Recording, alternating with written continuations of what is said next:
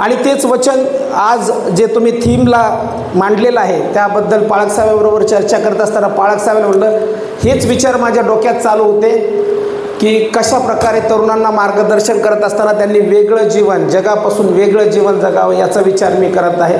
आणि पवित्र आत्मा तेच थीम तुमच्याद्वारे या ठिकाणी पुरवत आहे, म्हणजे आपल्या दोघांना पण पवित्र आत्मा चांगल्या रीतीनं चालवत आहे. मग आज तोच विषय आहे आणि त्या विषयाचं टायटल आहे की तुम्ही वेगळे केलेले लोक आहात, तुम्ही वेगळे केलेले तरुण आहात. तुम्ही जगासारखे नाही, जगातल्या तरुणांसारखे नाही. जगातले तरुण जे करतात त्यावेळेस आम्ही त्यांच्या इन्फ्लुएन्समध्ये येतो, त्यांच्या प्रभावाखाली येतो. ते डान्स करायला लागल्यावर आपल्यालाही डान्स करायला वाटतं, बरोबर आहे, शारीरिक आहे, होणारच ते. आणि सगळं मेजॉरिटी जर करतात तर मग मी मायनॉरिटीमध्ये कशाला राहू? जे मेजॉरिटीमध्ये करतात ते मला करायला पाहिजे. पण ते जे करतात ते करण्यासाठी परमेश्वराने आम्हाला बोलवलं नाही. तुम्ही जे आहात ते निवडलेले आहात, तुम्ही वेगळे आहात. म्हणून परमेश्वराचं वचन देखील आम्ही वाचूया. 1 पेत्र 2 अध्याय 9 वचन जर आम्ही वाचलं तर त्याच्यामध्ये सांगितलेले बघा, वाचा कोणीतरी. 1 पेत्र, माईक द्या त्यांना. परंतु तुम्ही तर निवडलेला वंश,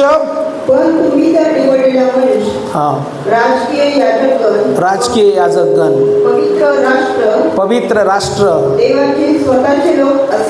देवाचे स्वतःचे लोक असे आहात, यासाठी की ज्याने तुम्हास अंधकारातून काढून आपल्या अद्भुत प्रकाशात पाचारण केले, त्याचे गुण तुम्ही प्रसिद्ध करावे.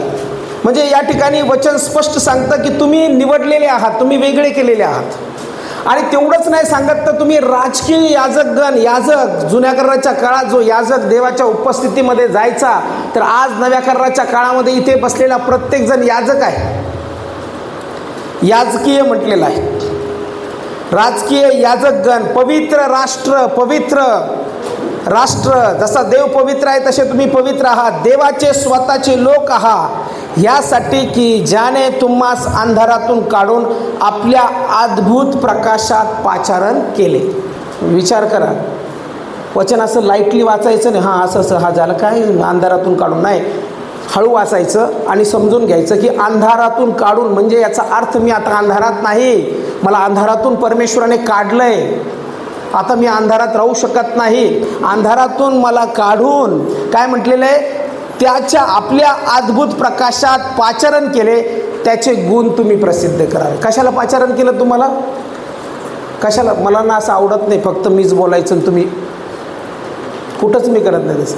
मी पण बोलायचं आणि तुम्ही पण, मी पण बोलायचं आणि तुम्ही पण, मी पण बोलायचं आणि तुम्ही पण, मी पण बोलायचं आणि तुम्ही पण, तुम्ही तुम्ही सगळ्यांनी बोलायचं.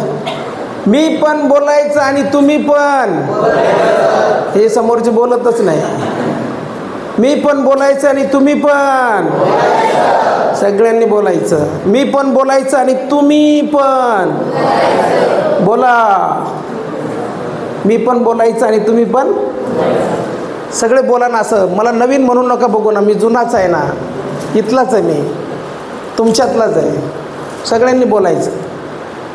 उपदेश मी बोलायचं तुम्ही ऐकायचं असं नको उपदेश. मी पण बोलायचं आणि तुम्ही पण, बोलतच नाही तुम्ही. बाळासाहेब कसं काय असं पहिले ओरडायचे, मी पण बोलायचं आणि तुम्ही पण, जोपर्यंत तुम्ही बोलणार नाही हेच वचन, हेच उपदेश चालते. मी पण बोलायचं आणि तुम्ही पण, आमेन. आता वाटली तरुणांची सभा. मी पण बोलायचं आणि तुम्ही पण बोलायचं. मग इथं काय म्हटलेलं आहे की आता तुम्हाला अद्भुत प्रकाशात पाचारण केले आहे की त्याचे गुण तुम्ही प्रसिद्ध करावे. कोणाचे गुण प्रसिद्ध करायचे आपल्याला? त्याचे, म्हणजे देवाचे. मग पवित्र शास्त्र आम्हाला स्पष्ट सांगतं, you are set apart from this world. म्हणजे या जगापासून तुम्ही अलिप्त आहात, वेगळे केलेले आहात. मग काही जण इथं म्हणतील, पाळक साहेब वेगळं केलं म्हणजे आम्ही जंगलात जाऊन बसायचं का? जंगलात जाऊन बसायचं? काही जण जंगलात जाऊन बसायचं का? मग वेगळं केलं म्हणजे काय? जगातच राहायचं नाही, जगातच खायचं नाही, वेगळं तसं नाही. त्या प्रकारचं वेगळं नाही, आम्ही जगातच राहायचं. याच जगात राहायचं, इथंच राहायचं, पण इथं राहत असताना त्यांचे जे गुण आहेत, त्यांच्या ज्या सवयी आहेत, त्या सवयी आपल्याला स्वीकारायच्या नाही. आपल्याला स्वीकारायच्या सवयी त्याच्या म्हणजे देवाच्या. कारण की आम्ही कोणाचा प्रकाश प्रकट करायला आलो? त्याचा प्रकाश. आणि त्याचा प्रकाश जर प्रकट करायला आलो तर मी जगात राहतो, परंतु मी जगात राहत असताना माझं वेगळं पण आहे. कारण की मी कनेक्टेड आहे माझ्या देवाशी. आणि जर मी देवाशी कनेक्टेड आहे तर माझ्यामध्ये गुण पण कोणाचे असले पाहिजे? देवाचे. मग या ठिकाणी वेगळे केलेले म्हटल्यानंतर आम्ही सगळं सोडून जंगलात बसायचं नाही, तर ज्यावेळेस परमेश्वर आम्हाला वेगळं करतं त्यावेळेस जगात राहून जगाच्या चालीरीती न स्वीकारता परमेश्वराच्या आत्म्यामध्ये वाढायचं आहे. मला परमेश्वराच्या सानिध्यामध्ये वाढायचं. आणि जोपर्यंत आम्ही परमेश्वराच्या सानिध्यामध्ये वाढत नाही तोपर्यंत परमेश्वराचं सामर्थ्य आम्हाला जाणवणार नाही. काही लोक म्हणतात ना, मला काहीच जाणवलं नाही, मला काहीच होत नाही. बाळासाहेब, आपण ना हिलेंगा ना डुलेंगा, आपण ऐसाच बैठा रहेंगा. बरोबर ना? काही तरुण, बाळासाहेब आपण हालत नाही आणि आपण डुलतही नाही, आपण फक्त शांत बसतो. तसं करू नका. आज थोडंसं हाला, थोडंसं डुला आणि शांत बसू नका. कारण की पवित्र आत्म्याचं सानिध्य आहे. मुख ओपन करा. फार मोठं सामर्थ्य दडलेलं आहे तोंडात फार मोठं सामर्थ्य. दुसरं काही दडलेलं आहे. तरुणांच्या तोंडात गुटखा असतो काय काय ना, असतो ना तोबरा, ते नाही दडलेलं. आमच्या तोंडात सामर्थ्य दडलेलं आहे. इथं जे बसलेले आहेत त्यांच्या तोंडामध्ये सामर्थ्य आहे. मग हे सामर्थ्य आम्हाला बोलायचं आहे. आणि मग या ठिकाणी काय म्हटलेलं आहे? जगाची चालीरीती आम्ही स्वीकारायची नाही, तर तुम्ही जे निवडलेले आहात तुम्हाला परमेश्वराने वेगळं केलेलं आहे. मग तुमचे गुण जगातील लोकांना दिसले पाहिजे. आपण दोन्ही सारखं असलं तर जमल का? ते मारतात, आपण पण मारतो. ते गुटखा खातात, आपण पण गुटखा खातो. ते दारू पितात, आपण पण दारू पितो. आपण म्हणतो ना कधी कधी, आमच्या बाजूला ख्रिस्ती राहतात. सगळ्यांना ख्रिस्ती म्हणायचं नाही. फार मोठी चूक, गैरसमज आहे आपला. ख्रिस्ती धर्म नाही. येशूने कुठंच लिहिलं नाही की मी ख्रिश्चन धर्माचा संस्थापक आहे आणि मी धर्मस्थापन करायला आलेलो आहे. जो ख्रिस्त अभिषेक म्हटलेला आहे, ज्याच्यावर अभिषेक दिसतो, जो प्रत्येक रविवारी चर्चला जातो, जो प्रत्येक दिवशी देवाच्या सानिध्यात असतो, त्याला अभिषिक्त म्हणतात आणि त्याला ख्रिस्ती म्हणतात. आमच्या शेजारी ख्रिस्ती राहतात असं म्हणायचं नाही. जर ते दारू पितात तर ते ख्रिस्ती नाही. चर्चला जातात ते ख्रिस्ती नाही. ते फक्त नावाला धर्म जे म्हणतात ते ख्रिस्ती आहेत. खरे ख्रिस्ती अभिषेकाने भरलेले असतात आणि त्यांचं आणि देवाचं कनेक्शन असतं. हालेलुया म्हणा. माझं आणि देवाचं कनेक्शन आहे. माझं आणि देवाचं कनेक्शन आहे. कारण मी अभिषिक्त आहे. अभिषिक्त व्यक्ती जो असतो तो जगामध्ये राहतो, पण जगामध्ये राहत असताना हा अभिषिक्त व्यक्ती जो आहे त्याचा अभिषेक दुसऱ्यांवरती फ्लो करतो. त्यांचा अभिषेक घेत नाही. काही काही लोक काय करतात, त्यांचा अभिषेक स्वीकारतात आणि स्वतःचा अभिषेक गमावून बसतात. तर आम्हाला आमचा अभिषेक लोकांपर्यंत जाऊ द्यायचा आहे. आमच्या अभिषेकाने त्यांचं जीवन बदलल्या गेलं पाहिजे. म्हणजे अभिषेक जो परमेश्वराने आम्हाला दिलेला आहे तो अभिषेक जगात राहून जगामध्ये देवाचं वचन, देवाचं सुवार्ता, देवाच्या आत्म्याचं काम आमच्याद्वारे व्हावं यासाठी दिलेलं आहे. तुम्ही वेगळे आहात. तुम्ही निवडलेले आहात. परमेश्वराने तुम्हाला वेगळं केलेलं आहे. आणि वेगळं केलेलं असताना तुम्हाला परमेश्वराच्या सानिध्यामध्ये, मला परमेश्वराच्या सानिध्यामध्ये जास्तीत जास्त वेळ घालायचा आहे. आणि जर या ठिकाणी पहिली गोष्ट मला सांगायची, तुम्ही जर निवडलेले आहात तर तुम्ही परमेश्वराचं कार्य कराल, तुम्ही परमेश्वराच्या सामर्थ्यामध्ये वाढाल, तुम्ही परमेश्वराचं सानिध्य अधिक कबूल कराल आणि म्हणताल की प्रभू माझं जीवन मी तुझ्यासाठी देत आहे. आणि ज्यांना निवडलेलं आहे, आता समजा आपल्याला निवडलेलं आहे, माझी निवड झालेली आहे, तर परमेश्वर काय करतो, निवड केलेली असताना आम्हाला वेगळं करतो. काय करतो? जर परमेश्वर आमची निवड करतो तर आम्हाला वेगळं करतो. मी जो इथं आहे, मी पूर्वी फार जगात होतो आणि ज्या दिवशी मी पाळक साहेबांना भेटलो त्या दिवशी देखील बोलत असताना मी नशेमध्ये होतो. मी दारू पिलेलो होतो आणि दारू पिऊन मी त्यांच्याबरोबर बोलत होतो. माझ्या जीवनामध्ये मी असा तरुण होतो की मी प्रत्येक प्रकारची नशा केली, प्रत्येक प्रकारचं वाईट व्यसन केलं आणि अशा खाचे दलदलीत असताना परमेश्वराचं वचन मला आलं. पाळकसाहेब आले आणि ज्या दिवशी ते मला बोलत होते त्या दिवशी देखील मी नशेत होतो, पण परमेश्वराने त्या ठिकाणी निवडलेलं होतं. परमेश्वराची योजना होती की त्याने मला त्याच्याकडे आकर्षून घ्यावं. चांगला नव्हतो मी, वाईट व्यसनात होतो. पण ज्या दिवशी ते बोलले आणि ज्या दिवशी मी अशाच तरुणांच्या कॅम्पला जुन्नर या ठिकाणी 2003ला गेलो, त्या दिवशी मी स्वतः चर्चमध्ये बसलेलो असताना, शेवटच्या बाकावरती बसलेलो असताना बाहेर गेलो. तिथं फल्ले म्हणून एक किराणा स्टोअर आहे, तिथून सिगारेट घेतली आणि मस्त पेटवली, तिथं पिली आणि पिऊन येऊन मग तिथं पाठीमागं परत बसलो. असा तरुण होतो मी. आणि ज्या वेळेस शेवटची सभा, जी सभा होती, पास्टर वल्सन वर्गीस प्रिचिंग करत होते आणि त्यांनी तरुण जीवन कसं देवाला समर्पित करायचं हे शिकवलं आणि अल्टर कॉल दिला. त्यावेळेस अल्टर कॉल दिल्यानंतर प्रभूच्या आत्म्याने माझी पकड घेतली आणि स्पर्श मला झाला. मी खाली पडलो आणि त्यावेळेस मला वाटलं इथं कोणीतरी मला धक्का दिला, मला इथं कोणीतरी धक्का दिला. मी तुमच्यासारखाच होतो, ना हिलेंगा ना डोलेंगा, खाली शांत खड्या रहेंगा. पण मला माहिती नव्हतं मी हिलत नाही, डुलत नाही, पण मला हलवणारा आज इथं उपस्थित नाही. Hallelujah, hallelujah. जरा तोंड उघडा ना, असं तोंड भरून उघडलं पाहिजे. इकडचे थांबा तुम्ही, हे बिलकुल तोंडच उघडत नाही. Hallelujah, hallelujah. आता जरा चांगलं वाटलं. मुली एकदम शांत बसतात. मी पण तुमच्यासारखाच होतो, ना हिलेंगा ना डोलेंगा, खाली खडा रहेंगा. पण ज्यावेळेस परमेश्वराचं सामर्थ्य आलं, त्या सामर्थ्याने मला स्पर्श केला. मी खाली पडल्या गेलो. मला वाटलं कोणीतरी धक्का दिला आहे आपल्याला, कारण की एवढं वचनात नव्हतं मी त्यावेळेस, मला माहिती नव्हतं. पाळकसाहेबांनी नेलं होतं, चला जायचं म्हणून, चला धिंगाणा करू, काहीतरी जाऊन येऊ म्हणून गेलो. पण तिथं ज्यावेळेस देवाने स्पर्श केला त्यावेळेस दुसऱ्यांदा उभं राहिलो आणि देवाला चॅलेंज केली, देवा तूच खरंच जिवंत परमेश्वर आणि तू जर मला स्पर्श केला असेल तर आता दुसरी वेळेस मला तो स्पर्श होऊ दे. देव पण खूप महान आहे. देव ज्यावेळेस एखाद्या व्यक्तीचा ताबा घेतो त्यावेळेस परमेश्वर निश्चित त्याचा ताबा घेतल्याचा त्याला दाखवतो त्याचं सामर्थ्य. परमेश्वराने दुसरी वेळेस स्पर्श केला, दुसरी वेळेस पडल्या गेलो. परत वाटलं कोणीतरी मला ढकललंच असेल गाड्या, म्हणूनच मी इतक्या जोरात खाली पडलो. कोण ढकलत आहे मला इतक्या जोरात? आपल्याला वाटतं ना कोण ढकलत आहे मला. परत पडलो, परत उठलो आणि उभा राहून परत म्हटलो, देवा तू खरंच जिवंत परमेश्वर आहे आणि जर मला कोणता मुलगा धक्का देत नसेल, तूच मला स्पर्श करत असेल तर आत्ता तिसरी वेळेस मला स्पर्श कर. आणि तिसऱ्या वेळेस परमेश्वराच्या आत्म्याने मला स्पर्श केला. मी पडल्या गेलो आणि पडल्यावर अन्य भाषेत बोललो आणि त्याच वेळेस माझ्या आत्म्यामध्ये मी वाणी ऐकली, मी तुला निवडलं आहे तुझ्यासारख्या अनेक तरुणांना बाहेर काढण्यासाठी. ही वाणी आत्म्याची वाणी होती आणि मला कन्फर्म झालं की परमेश्वराने माझी निवड केली आहे. मी पाळकसाहेबांना लगेच बोललो, पाळकसाहेब मला बायबल कॉलेजला जायचं. म्हणाले अचानक? हो म्हणलं, मला देव बोलवत आहे आणि मी स्पष्ट वाणी आज ऐकली की परमेश्वर मला म्हणत आहे मी तुला निवडलं आहे आणि अशा तरुणांसाठी मी तुला उभं करत आहे. त्यावेळेस पाळकसाहेबांनी मला प्रिन्सिपल जे होते त्या काळचे त्यांच्याकडे नेलं.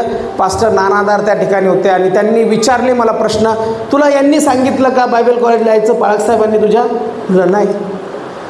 तुझ्या आईवडिलांनी सांगितले का तुला बायबल कॉलेजला ॲडमिशन घ्यायचं? म्हणलं नाही. कोणी सांगितलं? म्हणलं आत्ता परमेश्वर मला बोलला. देव बोलतो पण का?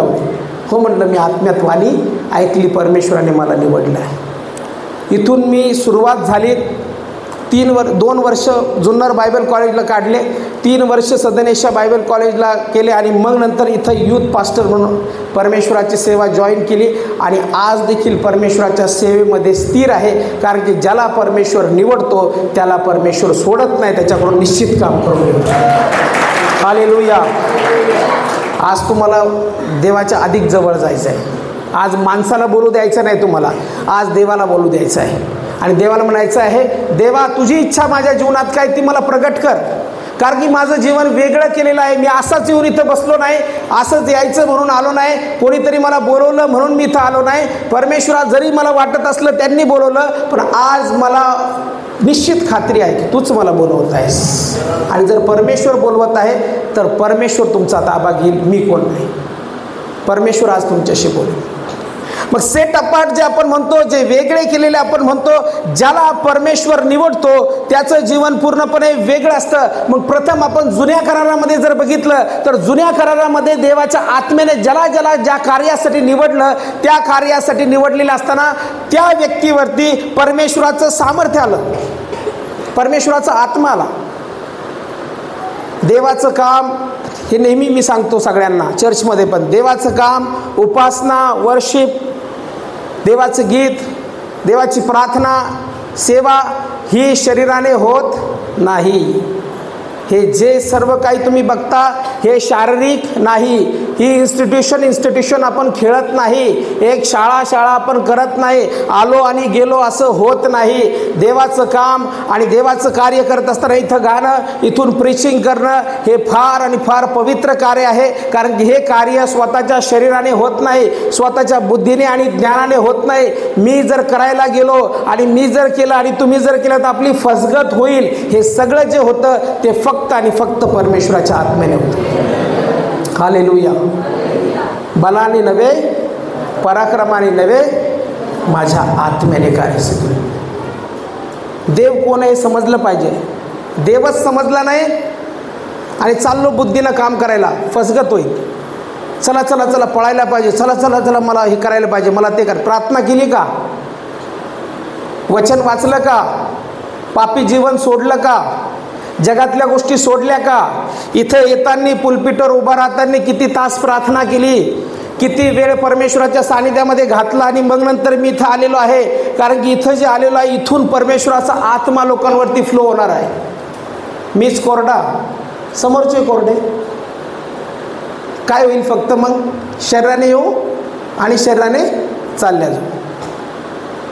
जुन्या करारापासून मी सुरुवात करतो. जुन्या करारामध्ये परमेश्वराचा आत्मा यायचा, कारण की देव आत्मा आहे आणि शरीरात भेट घेण्यासाठी देव शरीराने दर्शन देणार नाही, तो आत्मा स्वरूपात येतो आणि तो आमची पकड घेतो. जसं या ठिकाणी हवा आहे आणि कोणी जर म्हणलं पाळकसाहेब आम्हाला हवा दिसत नाही आणि देवही दिसत नाही आणि देव दाखवा, तर मी तुम्हाला म्हणाल मग हवा दाखवा. मला हवा दाखवत नाही, पण तुम्ही म्हणताल हवा मला जाणवते पाळकसाहेब बघा जाणवते इथं मला हवा, बघा माझ्या नाकपुड्यात श्वास आहे, मी जिवंत आहे, म्हणजे या ठिकाणी ऑक्सिजन आहे. तसंच मी तुम्हाला सांगतो, जे तुम्ही जिवंत आहे ना, कारण की देव आहे म्हणून तुम्ही जिवंत आहात. Hallelujah, hallelujah. म्हणून इथं जे सामर्थ्य आहे ना, इथं जे सानिध्य आहे, जे आम्हाला स्पर्श करतं किंवा ज्याला तुम्ही सरेंडर होत आहात, ते कोणत्या व्यक्तीचं सामर्थ्य नाही, ते पवित्र आत्म्याचं सामर्थ्य आहे. सरेंडर व्हा. बुद्धी थोड्या वेळ बंद करा. खूप टॅलेंटेड आहात तुम्ही, थोड्या वेळ शांत बसा. 70, 80, 90 वर्षच चालणार बुद्धी, मग नंतर जाणार मातीत. 100 वर्षापूर्वी कुठं होते बुद्धिवाले? 100 वर्षापूर्वी कुठं होते? वाचन नाही करत का? वाचन नाही करत पवित्र शास्त्राचं? कुठं होते 100 वर्षापूर्वी? एकही उत्तर देत नाही बाळासाहेब. कुठं होते 100 वर्षापूर्वी? काय सांगतं शास्त्र? असं काय बघताय मला? जसं काय बाळासाहेबांनी धरून आणलंय मला त्या काय त्या बाळासाहेब ते हे नाही का वाघसी आहे तिथं राहतात सिद्धार्थ गार्डनमधून. हे बघा आम्ही यांना सिद्धार्थ गार्डनमध्ये धरून आणलंय, यांच्याकडे बघा. काही तसा दिसतो का? हां, एक दिवस बाळाला नेलं आम्ही सिद्धार्थ गार्डनला, क्षितिजाला पण नेलं होतं. आता मी हैदराबादला क्षितिजाला भेटलो आणि क्षितिजाला भेटल्यानंतर तिला आठवण आली. आम्ही एक सभा संपली आणि सभा संपल्यानंतर तिला आम्ही चल म्हणलं क्षितिजा खूप राहायची माझ्याबरोबर. तिला मस्त कड्यावर घेतलं, चल बाळा आपण ना सिद्धार्थ गार्डनला जाऊ. आणि मग तिथं आम्ही गेल्यानंतर मग तिला ते माकडं पाहून फार आनंद वाटला. उड्या मारत होती. दादा ते बघते दादा. तसं तर नाही ना काही. जरासं बोला. काय सांगतं पवित्र शास्त्र? वाचन करा पवित्र शास्त्राचं. वाचाल तर वाचाल. हे माझं वाक्य नाही, कोणतरी ज्ञानी माणूस म्हणून गेला. वाचाल तर वाचा. वाचा पवित्र शास्त्र वाचा. जगाच्या स्थापनेपूर्वी तुमची निवड करण्यात आलेली आहे. जगाच्या स्थापनेपूर्वी तुम्ही कुठं होता? देवाच्या. कशा स्वरूपात होता? आत्मस्वरूप. 100 वर्षानंतर कुठे जाणार? हां, परत जिथं आले तिथं जाणार. तरी किती डामडोल असतो ना, मी आमका, मी तमका, छोट गोट, माझी गाडी बाळासाहेब तुम्हाला काय आहे का, अशी चालवतो मी. किती दिवस जाणार गाडी. तरुणांना लय असतं ना, मी गाडी घेतली आता, माझी गाडी आहे, बुलेट आहे माझ्याजवळ, तुमच्याजवळ काय, माझ्याजवळ हिरो होंडा आहे. असं वाटतं ना तरुणांना. जिथून आलो तिथं परत जाणार. पवित्र शास्त्र सांगतं, योबाचं पुस्तक, माती पुरवत मातीस मिळते आणि देवाने दिलेला आत्मा पुन्हा देवाकडे जातो. म्हणजे सगळेजण या ठिकाणी आलेले प्रवासी आहेत. एक सुंदर रील मी बघितली बिशप आमोस सिंग यांची, आणि त्यांचं वाक्य इतकं सुंदर होतं, मी त्या दिवशी टाकलं. ते म्हणे की जे या जगात आलेले आहे ते सगळेजण जे काय चाललेले आहेत शरीराच्या कामातच अडकलेले आहेत, शरीराच्या कामातच अडकलेले आहेत. किती वर्ष आपण घी खाणार, किती वर्ष आपण तूप खाणार, आणि तूप खा, घी खा, काही खा, 90 वर्ष, 70, 80, 90 वर्ष आपण जगणार. आणि मग ज्यावेळेस जमिनीत पडणार त्यावेळेस त्या जमिनीचे किडे पण म्हणतील, आइये आइये अभी हमें भी थोडा दो मजा, बहुत घी खाए हो. मग म्हणजे याचा अर्थ तूप खा, काही खा, बदाम खा, काजू खा, एक दिवस बदाम, काजू, तूप, माती पुरवरस मातीस मिळेल आणि देवाने दिलेला आत्मा पुन्हा देवाकडे जाईल. कशाचं डामडोल चाललाय, कशाचं चाललाय. देवाच्या आत्म्याशिवाय कार्य होणार नाही. देवाने वेगळं केलेलं आहे. वेगळं केलेलं असताना परमेश्वराच्या वचनामध्ये स्पष्ट सांगितलेलं आहे, जुन्या करारामध्ये परमेश्वर ज्याला कोणाला वेगळं करत होता त्याच्यावरती देवाचा आत्मा यायचा. म्हणजे याचा अर्थ कार्य करण्यासाठी, देवाची सेवा करण्यासाठी, देवाचं काम करण्यासाठी, कोणतीही गोष्ट करण्यासाठी जोपर्यंत तुम्ही निवडले नाही तोपर्यंत कार्य होत नव्हतं. म्हणून म्हटलेलं आहे, आज खूप चांगली थीम आहे, you are the chosen one. तुम्ही निवडलेले आहात, असेच आले नाहीत. मग जुन्या करारामध्ये आम्ही बघतो शमशोनाबद्दल पवित्र शास्त्र काय सांगतं. शमशोन हा निवडलेला होता आईच्या गर्भाशयात असतानाच. मनोहा जो व्यक्ती आहे त्याची स्त्री, तिला देवदूताने दर्शन दिलं आणि दर्शन दिल्यानंतर वचन काय सांगतं आपण ते बघू. शास्त्रेचं पुस्तक याचा 13वा अध्याय आणि 5 वचन. कारण गर्भवती होऊन तुला मुलगा होईल. त्याच्या डोक्याला वस्त्र लावू नको, कारण जन्मापासूनच तो मुलगा देवाचा नाजीर होईल. बघा, जन्मापासूनच तो देवाचा नाजीर होईल. नाजीर म्हणजे काय, नाजीर म्हणजे काय, नाजीर म्हणजे काय, निवडलेला, वेगळा केलेला. मग नाजीर जो असायचा तो कसा असायचा सांगा मला. नाजीर कसा असायचा. शास्त्रीचं पुस्तक वाचलं नाही, वाचलं वाटतं ब्रदर तुम्ही प्रामाणिक आहे, नाही तर नाही, कुठं खोटं बोलायचं, नाही वाचलं, नाही वाचलं. पण नाही वाचलं मी सांगतो. नाजीर असा व्यक्ती असायचा की ज्याला परमेश्वराने निवडलं पण पर्टिक्युलर कामासाठी. आणि हा जो नाजीर आहे सॅमसन, ज्याला शमशोन आपण म्हणतो, या शमशोनाला आईच्या गर्भाशयातूनच निवड होती. आणि ती निवड अशी होती की याला देवाचा नाजीर म्हणतील. पलिष्ठी लोक जे वारंवार त्यांच्यावर आक्रमण करायचे आणि पलिष्ठाच्या सत्तेखाली इस्रायल लोक होते, त्यावेळेस परमेश्वराने शमशोनाची निवड केली याच्यासाठी की पलिष्ठीच्या हातून यांची सुटका व्हावी. शास्त्रे जे पुस्तक आहे त्याच्यामध्ये परमेश्वराने वेगवेगळे शास्त्रे नेमले. ते शास्त्रे वेळोवेळी यायचे, न्यायाधीश आपण त्याला म्हणतो, आणि ते इस्रायलाचे न्यायाधीश म्हणून काम करायचे. आणि ते काम करत असताना ते शरीराने करत नव्हते, त्यांना कॉलिंग होती, त्यांना पाचारण होतं, त्यांना पवित्र आत्मा किंवा देवाचा आत्मा जो होता पूर्णपणे त्या आत्म्याने ते भरलेले होते. आणि अशा व्यक्तीला नाजीर म्हटल्या जायचं. जुन्या कराराचं सांगतो. या नवीन करारामध्ये सगळ्यांची निवड आहे. जे प्रभूचं वचन ऐकतात फक्त सॅक्रिफाईस पाहिजे. आता जुन्या करारामध्ये ज्यावेळेस या नाजीराला निवडण्यात आलं त्यावेळेस त्याला सांगण्यात आलं की हा वेगळा आहे, हा सेपरेट आहे, हा जगासाठी नाही, हा जगात राहत असताना हा देवासाठी आहे आणि हे देवाचं काम करण्यासाठी तो आहे. मग तुम्ही जर जगात राहत असताना तुम्हाला ज्यावेळेस देव निवडतो त्यावेळेस जगात राहत असताना देवाचं काम करण्यासाठी निवडतो. म्हणजे तुम्ही कोणत्याही कामात असता पण परमेश्वराचा गौरव तुमच्या जीवनाद्वारे व्हावे ही देवाची इच्छा असते. तो नाजीर होता. त्याच्या आईला दर्शन झालं, त्याचे वडिलांना नव्हते त्यावेळेस, त्याच्यानंतर त्याचे वडील आले आणि तिनं त्याला सांगितलं असं असं झालेलं आहे. आणि तो म्हणे की पुन्हा ज्यावेळेस तो व्यक्ती येईल त्यावेळेस आपण त्याला विचारू. आणि पुन्हा एक वेळेस देवाने त्यांना दर्शन दिलं आणि दर्शन दिल्यानंतर हेच सांगितलं जे मनोहाच्या पत्नीला सांगितलेलं होतं. आणि त्याच्यानंतर जे वचन आम्ही पाहतो सांगितल्यानंतर हा जो नाझीर आहे, हा जो चोजन आहे, हा जो निवडलेला आहे त्याचा जन्म झाला, निवडलेलाचा जन्म झाला. आणि जन्म झाल्यानंतर पवित्र शास्त्र काय सांगतं की हा व्यक्ती पूर्णतः देवासाठी सेपरेट होता, देवासाठी वेगळा होता. देवाला त्याच्या जीवनाद्वारे कार्य करायचं होतं. 20 वर्ष आम्ही पाहतो की 20 वर्ष तो न्यायाधीश म्हणून त्याने शास्त्राच्या पुस्तकामध्ये त्या इस्रायलावरती काम केलं.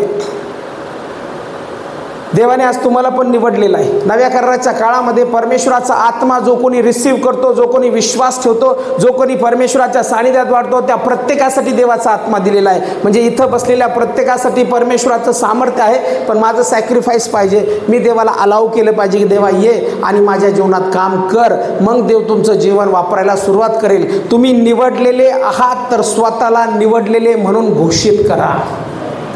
Hallelujah, hallelujah. प्रभू म्हणा माझ्या पाठीवर, प्रभू माझं जीवन निवडलेलं आहे तर मी तुझ्यासाठी काम करणार आहे. जगाच्या गोष्टी माझ्यापासून दूर कर.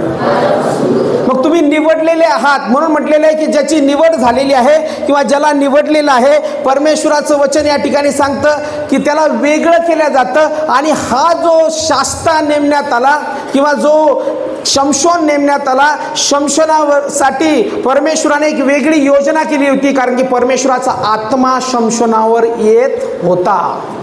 असाच परमेश्वराचा आत्मा कोणाची भेट घेत नाही, असाच परमेश्वराची आत्मा कोणाची भेट घेत नाही. ज्याची निवड आहे त्याच्यावरती परमेश्वराचा आत्मा निश्चित येणार. जो स्वतः सॅक्रिफाईस करतो, देवाला समर्पण करतो, त्याच्यावरती देवाचा आत्मा येणार. मी सगळं लाईफ जगीक जगतो, पिक्चरचे गाणे पाहतो, सगळं बघतो, सगळ्या मित्रांबरोबर गप्पा मारतो 24 तास, अर्ध्या तासाच्या वरती देखील चालूच असतं आमचं जगीक. आणि मग आपण म्हणतो देवा चर्चला रविवारी आलो, माझ्याशी बोल. कोण बोलेल तुम्हाला? कोण बोलेल? कोण बोलेल? बोला ना. तुम्ही आत्ताच मला कबूल केलं, आम्ही बोलणार आणि तुम्ही पण बोलणार. मी जगात राहिलो, पिक्चरचं गाणं ऐकलं, मस्त डीजेवर डान्स केला, मित्रांबरोबर जे सिगरेट दारू पितात त्यांच्याबरोबर काय नाही होत पाळक साहेब, मी फक्त राहतो त्यांच्याबरोबर. मी पित नाही, मी खात नाही. नाही, ती मुलगी जरी पिक्चरचे गाणे ऐकते ना तरी मी तिची मैत्रीण आहे, आम्ही फार क्लोज फ्रेंड आहोत. आमची ना जिगरी दोस्ती आहे इंग्लिशमध्ये. अशी दोस्ती बिस्ती काय कामाची नाही. मग आपण त्यांच्याबरोबर कनेक्ट होतो आणि मग पूर्ण आठवडा, संपूर्ण आठवडा, पूर्ण जगिक जीवन, एक प्रार्थना नाही, एक देवाचं वचन नाही, कधीच वाचलं नाही, कधी प्रार्थना केली नाही, कधी गुडघ्यावरती गेलो नाही. आणि रविवारी हालेलुया याला स्पर्श होतो. मला कसं हे डोलायला लागलाय, त्याला त्रास होतो. मला काहीच होत नाही, होणारच नाही, होणारच नाही. सानिध्यच नाही ना देवाचं. कधी वचनच वाचलं नाही, कधी प्रार्थनाच केल्या नाही. पवित्र शास्त्र काय सांगतं? स्वाभाविक वृत्तीच्या माणसाला देवाच्या आत्म्याच्या गोष्टी समजत नाही. जो स्वाभाविक राहतो, जो शारीरिक राहतो, त्याला देवाची गोष्टी कळतच नाही, कारण की मी जगात आहे. निवडलेला व्यक्ती कसा पाहिजे? तुम्हाला काय वाटतं 100% देव काम करतो का? हे सगळा ठेका, सगळा ठेका. बोला ना, मला बोलल्याशिवाय होत नाही ना मला. मी पाळक साहेब कंप्लेंट करा ना तुमची. तुम्हाला माहीत नाही पाळक साहेब किती कडक आहे. आम्हाला माहिती आहे, वरमान होत नव्हती आमची. आता मी विसरलो काय बोलायचं होतं मला. तुम्ही सांगा आता काय म्हणत होतं तुम्ही? काय? एक जण म्हणा. सगळ्या ठिकाणी. हां बोला ना. हां तुम्ही सांगा, जाऊ दे तुम्ही सांगा. काय बोललो होतो मी? सर्व ठिकाणी, सर्व ठेका देवानेच घेतला का? कोणी घेतला मग? सांगा मुलांनो मला. अरे तुम्ही पण शांत बसता. तुमचा मित्र आहे मी, पास्टर नाही. कोणी घेतला ठेका सगळा? देवा मी पाप करील, देवा मी सिगरेट पिईल, देवा मी तंबाखू खाईल, देवा मी पोटभर दारू पिईल, देवा मी पोटभर पिक्चरचे गाणे ऐकील, सगळं डोक्यात जगीक ठेवील आणि सगळा ठेका मी तुला देतो. मी एक रविवार येईल आणि तू मला स्पर्श करायचं. आपलं ठरलं. करील देव स्पर्श. जगीकता आहे ना सगळी. स्वाभाविक वृत्तीच्या माणसाला समजत नाही आत्म्याच्या गोष्टी. स्वभावामध्ये ज्यावेळेस मी राहतो, शरीरामध्ये ज्यावेळेस राहतो, त्यावेळेस मला आत्मा कसा बोलतो, आत्मिक दर्शन कसं होतं, दृष्टांत कसे होतात हे माहितीच नाही मला. मला शारीरिक माहिती आहे. मला जे दिसतं त्याच्यावर विश्वास आहे. इथं फॅन दिसतो, इथं लाईट दिसतो, इथं चांगलं डेकोरेशन केलेलं दिसतं, बस मला याच्यावर विश्वास आहे. माझा त्याच्यावर विश्वास नाही. जे अदृश्य आहे ते मला दिसतच नाही, कारण की मी आत्मिक नाही, मी शारीरिक आहे. शारीरिक माणसाला समजत नाही. विश्वास कशाने येतो? Very good. काय ऐकलं नाही? Very good. एवढं माहिती आहे तुम्हाला, चांगलं. वार्ता जी आहे, जी वार्ता म्हणजे जो वचन देवाचं, ज्याला आपण सुवार्ता म्हणतो, ते वचन ऐकल्याने विश्वास निर्माण होतो. आणि वचन वाचलंच नाही, प्रार्थना केल्याच नाही, ऐकलंच नाही, सगळी जगिकता जर भरलेली असली तर ते काम होत नाही. मग ते जगामध्ये राहतो आपण. आता या जुन्या करारामध्ये देव ज्यावेळेस त्याला निवडायचा त्यावेळेस हा व्यक्ती देखील कोणा देवाच्या आत्म्याने भरलेला होता. नाझीरला काही नियम असायचे. सांगा नियम काय काय असायचे नाझीरला? पहिला नियम, केस कापायचे नाही. दुसरा नियम, स्वतःला शुद्ध ठेवायचं, किंवा त्याची बॉडी जी आहे, ते शरीर जे आहे ते पूर्णपणे देवाच्या सानिध्यात असलं पाहिजे. दारू प्यायची नाही. तो काय नाही होत, थोडं थोडं पिली तर चालते. काही लोक म्हणतात ना, पवित्र शास्त्रात लिहिलं आहे थोडा थोडा द्राक्षरस घेत जा. पाळक साहेब याच्यात सांगितलेलं आहे थोडा थोडा द्राक्षरस घेत जा. म्हणून मित्राबरोबर गेल्यानंतर कधी कधी मी थोडा थोडा घेतो. चूक आहे. नाझीर जो होता, नाझीराला 3 अटी होत्या आणि त्या अटी अशा होत्या की त्याने मदिराचं प्राशन करू नये, द्राक्षरस घेऊ नये, त्याने डेड बॉडीला स्पर्श करू नये. मग ती कोणाची असो, ती डेड बॉडी जी आहे, मृत शरीर, त्याला स्पर्श करू नये, कारण की तो वेगळा केलेला आहे. आणि तिसरं अट त्याची होती की हे केस जे आहे नाझीराचे, हे केस त्याने कापू नये.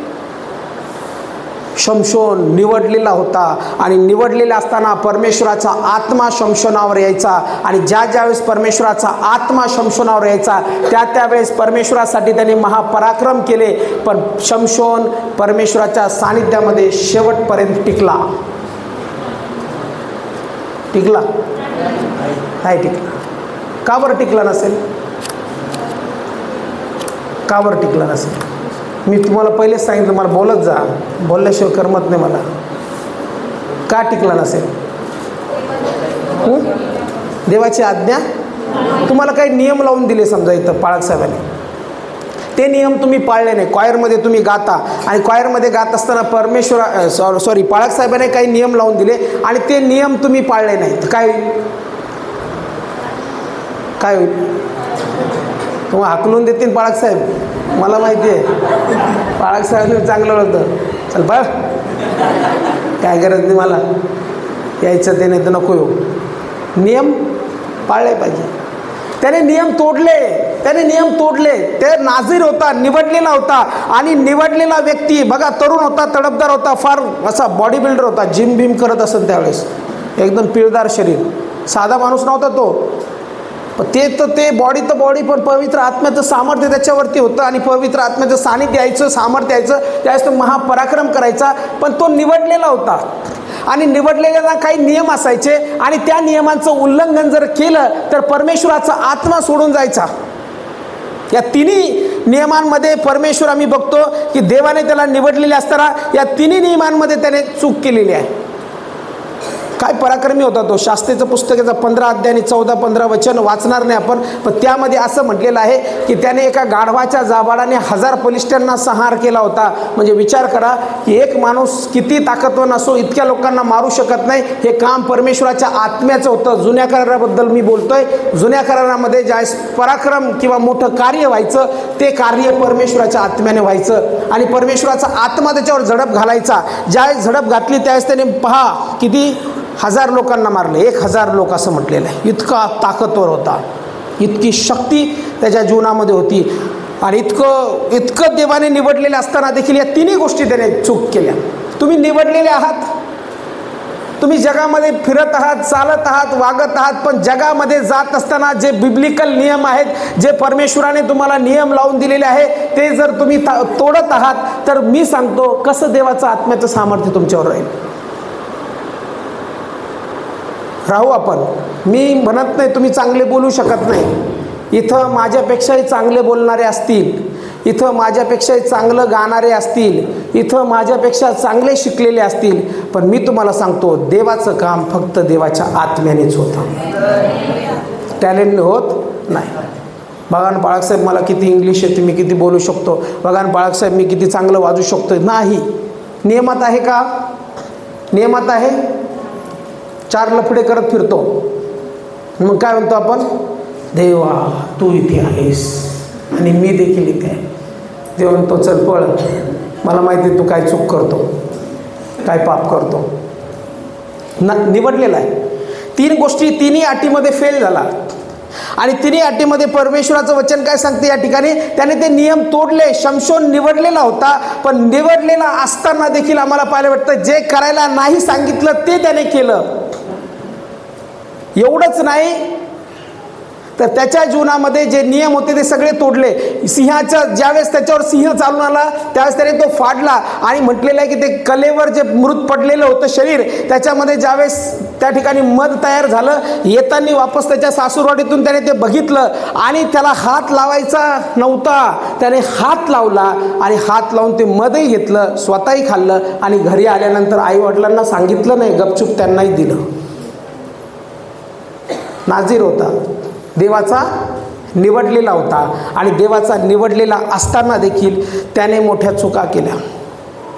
दुसरी चूक त्याने केली, जर आम्ही पवित्र शास्त्र बघितलं तर त्यामध्ये, आता ते सगळ्यांनाच होतं आहे ना, सगळ्यांनाच होतं. त्याने काय केलं? प्रेम केलं. काय केलं त्याने? कुछ कुछ होता है पाळक साहेब, तुमने समझोगे. तुम पास आए यूं मुस्कुराए तुमने न जाने क्या. असं प्रेम होतं ना? असं कसं बोलता तुम्ही? प्रेम होतं, सगळ्यांनाच होतं. असं कोणीच नाही येतं की ज्याने प्रेम केलं नसेल. सगळ्यांनाच होतं प्रेम. आम्ही केलं, मी पण केलेलं आहे प्रेम. खरं सांगतो मी तुम्हाला काय वाटतं? म्हणजे असंच पाळत झालो एकदम पवित्र आणि शुद्ध, जसा आहे तसा. माझंही प्रेम झालं, सगळ्यांना प्रेम होतं. पण हे जे प्रेम होतं नाही, चुकीचं प्रेम होतं. प्रेम कसं होतं? तुम्ही प्रेम केलं का कोणी? तुम्ही? बाळासाहेब काय शरीफ मुलं आलेत आता ना. हा ना, आमच्या जनरेशनमध्ये खरंच मला आनंद वाटतो. ब्रदर नाडे होते, त्याच्यानंतर सूरज ब्रदर इथं बसलेले आहेत, ब्रदर अमोल होते, संदीप ब्रदर. आम्ही डायरेक्ट बोलायचो, प्रेम किया तो प्यार किया तो डरना क्या. बाळासाहेब केलंय. असे तुमच्यासारखे घाबरत नव्हते, सरळ बोलायचे. प्रेम केलं तर केलं, म्हणा ना, केलं ना बाळासाहेब प्रेम. असं कसं ब्रदर? तुम्ही फार प्रामाणिक आहे राव, मला तुमचा स्वभाव लय आवडला. खरंच ना, तुम्ही सगळे जे लपवता, एकच व्यक्ती इथं बसलेला आहे. परमेश्वर तुम्हाला फार आशीर्वादित करणार आहे. तुमची इच्छा पूर्ण होणार आहे. एक लेवलपर्यंत तुम्ही जाणार आहे आणि ती लेवल कोणीच स्पर्श करणार नाही. एक top level. You are like a eagle, you will fly like a high. खोटं नाही बोलायचं, खरं बोलायचं. प्रेम सगळ्यांनाच होतं. रमेशला पण झालं होतं आमच्या. सगळ्यांनाच प्रेम होतं, असं कोणीच नाही या जगात. शरीर आहे ना, शरीरात सगळ्या भावना वस्ती करतात, सगळ्या भावना आहेत शरीरात. जो कोणी म्हणतो असं काही होत नाही, तो लबाड बोलतो. एक तर तुम्ही पुरुष नाही, एक नाही, मग तसंच म्हणावं लागेल ना. जो पुरुष आहे त्याला प्रेम होणारच, आणि एक तर तुम्ही स्त्री नाही तर मग होणार. मग विचार करा तुम्ही दोन्हीच्या मधले आहे की कसं काय. होतं, शरीर आहे, भावना आहे, शरीरात सगळ्या प्रकारच्या गोष्टी वस्ती करतात. देवाने ते गिफ्ट दिलेलं आहे, गिफ्ट आहे, ते गिफ्ट आहे आमच्यामध्ये. प्रेमच जर झालं नाही, प्रेमच जर होत नाही, तर याचा अर्थ कोणती तरी कमतरता आहे माझ्यामध्ये. देवाने ते गिफ्ट दिलेलं आहे. माणसामध्ये भावना आहेत, माणसामध्ये ते प्रेमाची भावना देवाने उत्पन्न केलेली आहे. प्रेम होतं आणि तरुणपणामध्ये तो होतच होतं. काय बोलता, होतं की नाही होतं?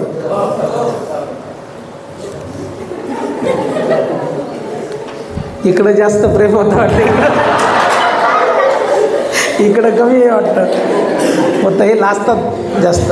होत असं कुछ कुछ होता है पाळक साहेब, तुमने समजू. होतं प्रेम, पण त्यालाही झालं. पण त्याचं प्रेम चुकीचं प्रेम होता. त्याचं प्रेम जे होतं, ज्याच्यावर प्रेम करायला पाहिजे, सॉरी हां काही वयस्कर बसले तुम्ही नाही का असं बोलता, असं तरुणांसाठी मी बोलत आहे. एन्जॉय करा तुम्ही पण, तुम्ही पण प्रेम केलेलं असतं त्या काळामध्ये. प्रेम सगळ्यांनाच होतं, पण हे जे प्रेम होतं ना याचं, हे प्रेम चुकीचं प्रेम होतं. का? कारण की ती दलीला जी होती ना ती वेश्या होती, आणि वेश्या असतानाही काय हरकत नाही, पण ती जी होती तिचं प्रेम स्वार्थी प्रेम होतं. प्रेमाला ओळखा. ती जर तुमच्याकडून फक्त मोबाईल मागते, पैसे मागते, मोबाईलचं रिचार्ज मागते, सँडल मागते, कपडे मागते, तर समजून घ्या, सावध राहा बरं का गड्यांनो, ते स्वार्थी प्रेम आहे. फक्त तुमचे पैसे तिला पाहिजे, बाकी कुछ नाही. काम खतम, आदमी खतम, उडा दो इसको.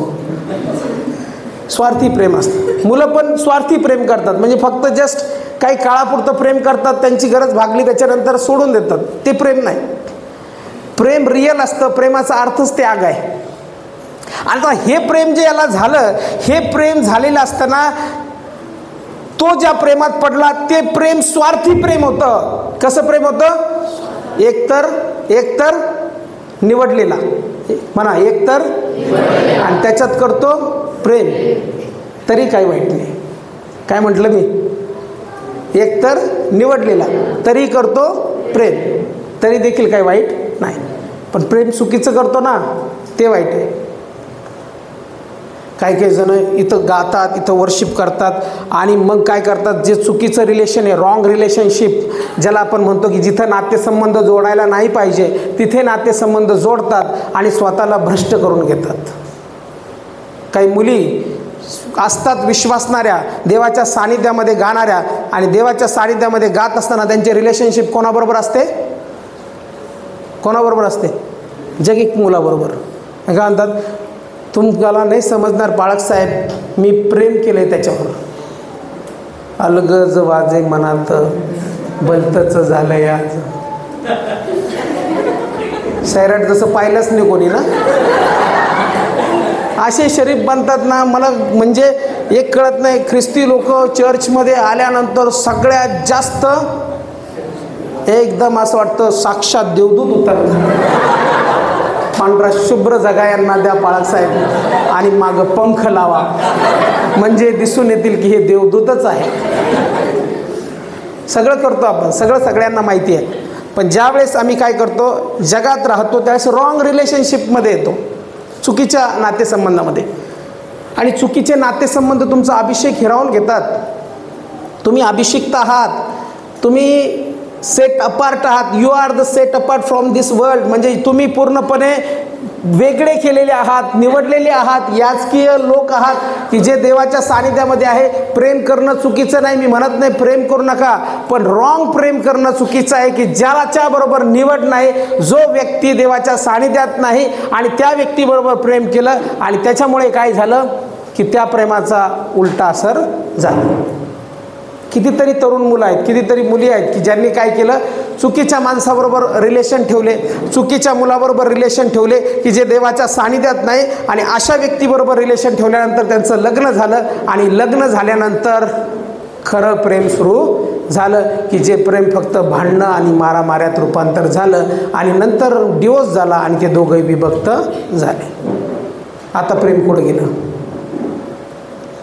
मी मान्य करतो हार्मोन्स हाय असतात ना, 16, 17, 18, 19, 20 एकदम तरतरी असते, हार्मोन्स हाय असतात. ते तुमचा दोष नाही, देवाने ते टाकलेलं आहे प्रत्येकात. त्या काळामध्ये ते होतंच. मग त्या काळामध्ये होत असताना देवाने आम्हाला बुद्धी आणि ज्ञान दिलेलं आहे, देवाने आम्हाला वेगळं केलेलं आहे. ते होत असताना आम्ही आमच्या भानावर पाहिजे, आमचं लक्ष दक्ष पाहिजे की मला परमेश्वराने त्या कामासाठी निवडलं नाही, मी वेगळा आहे. मी वेगळा आहे, मी परमेश्वरासाठी आहे, मी देवाचं काम करण्यासाठी आहे. आणि जर मी देवाचं काम करण्यासाठी आहे तर मी पूर्णपणे वेगळा राहून, म्हणजे जगापासून वेगळा नाही, जगातच राहून मी पवित्र जीवन जगून अनेकांसाठी आशीर्वाद बनणार आहे. हालेलुया. तुम्हाला बनायचं की नाही आशीर्वाद दुसऱ्यांसाठी? करायचं प्रेम बाहेर? कोणाचं प्रेम चालू आहे सध्या? प्रेम कोणाचं चालू आहे? हे बघा, तुम्ही मला सांगत नाही आता, पण आता अभिषेकाची प्रार्थना होणार आहे. देव सगळं रिव्हील करणार आहे मला. आणि मग जर देवाच्या आत्म्याने मला सांगितलं की हा मुलगा किंवा मुलगी प्रेमात आहे, मग बघा तुम्ही नावासहित सांगाल. मग हां, नावासहित कोणती गाडी त्याच्याजवळ ते पण सांगाल मी. KTM वापरतो की बुलेट वापरतो, ती वाकडी गाडी अशी, ते पण सांगाल मी. तुम्ही चुकीच्या प्रेमात तर नाही? चुकीच्या प्रेमात तर नाही? आज गोड वाटेल बरं का.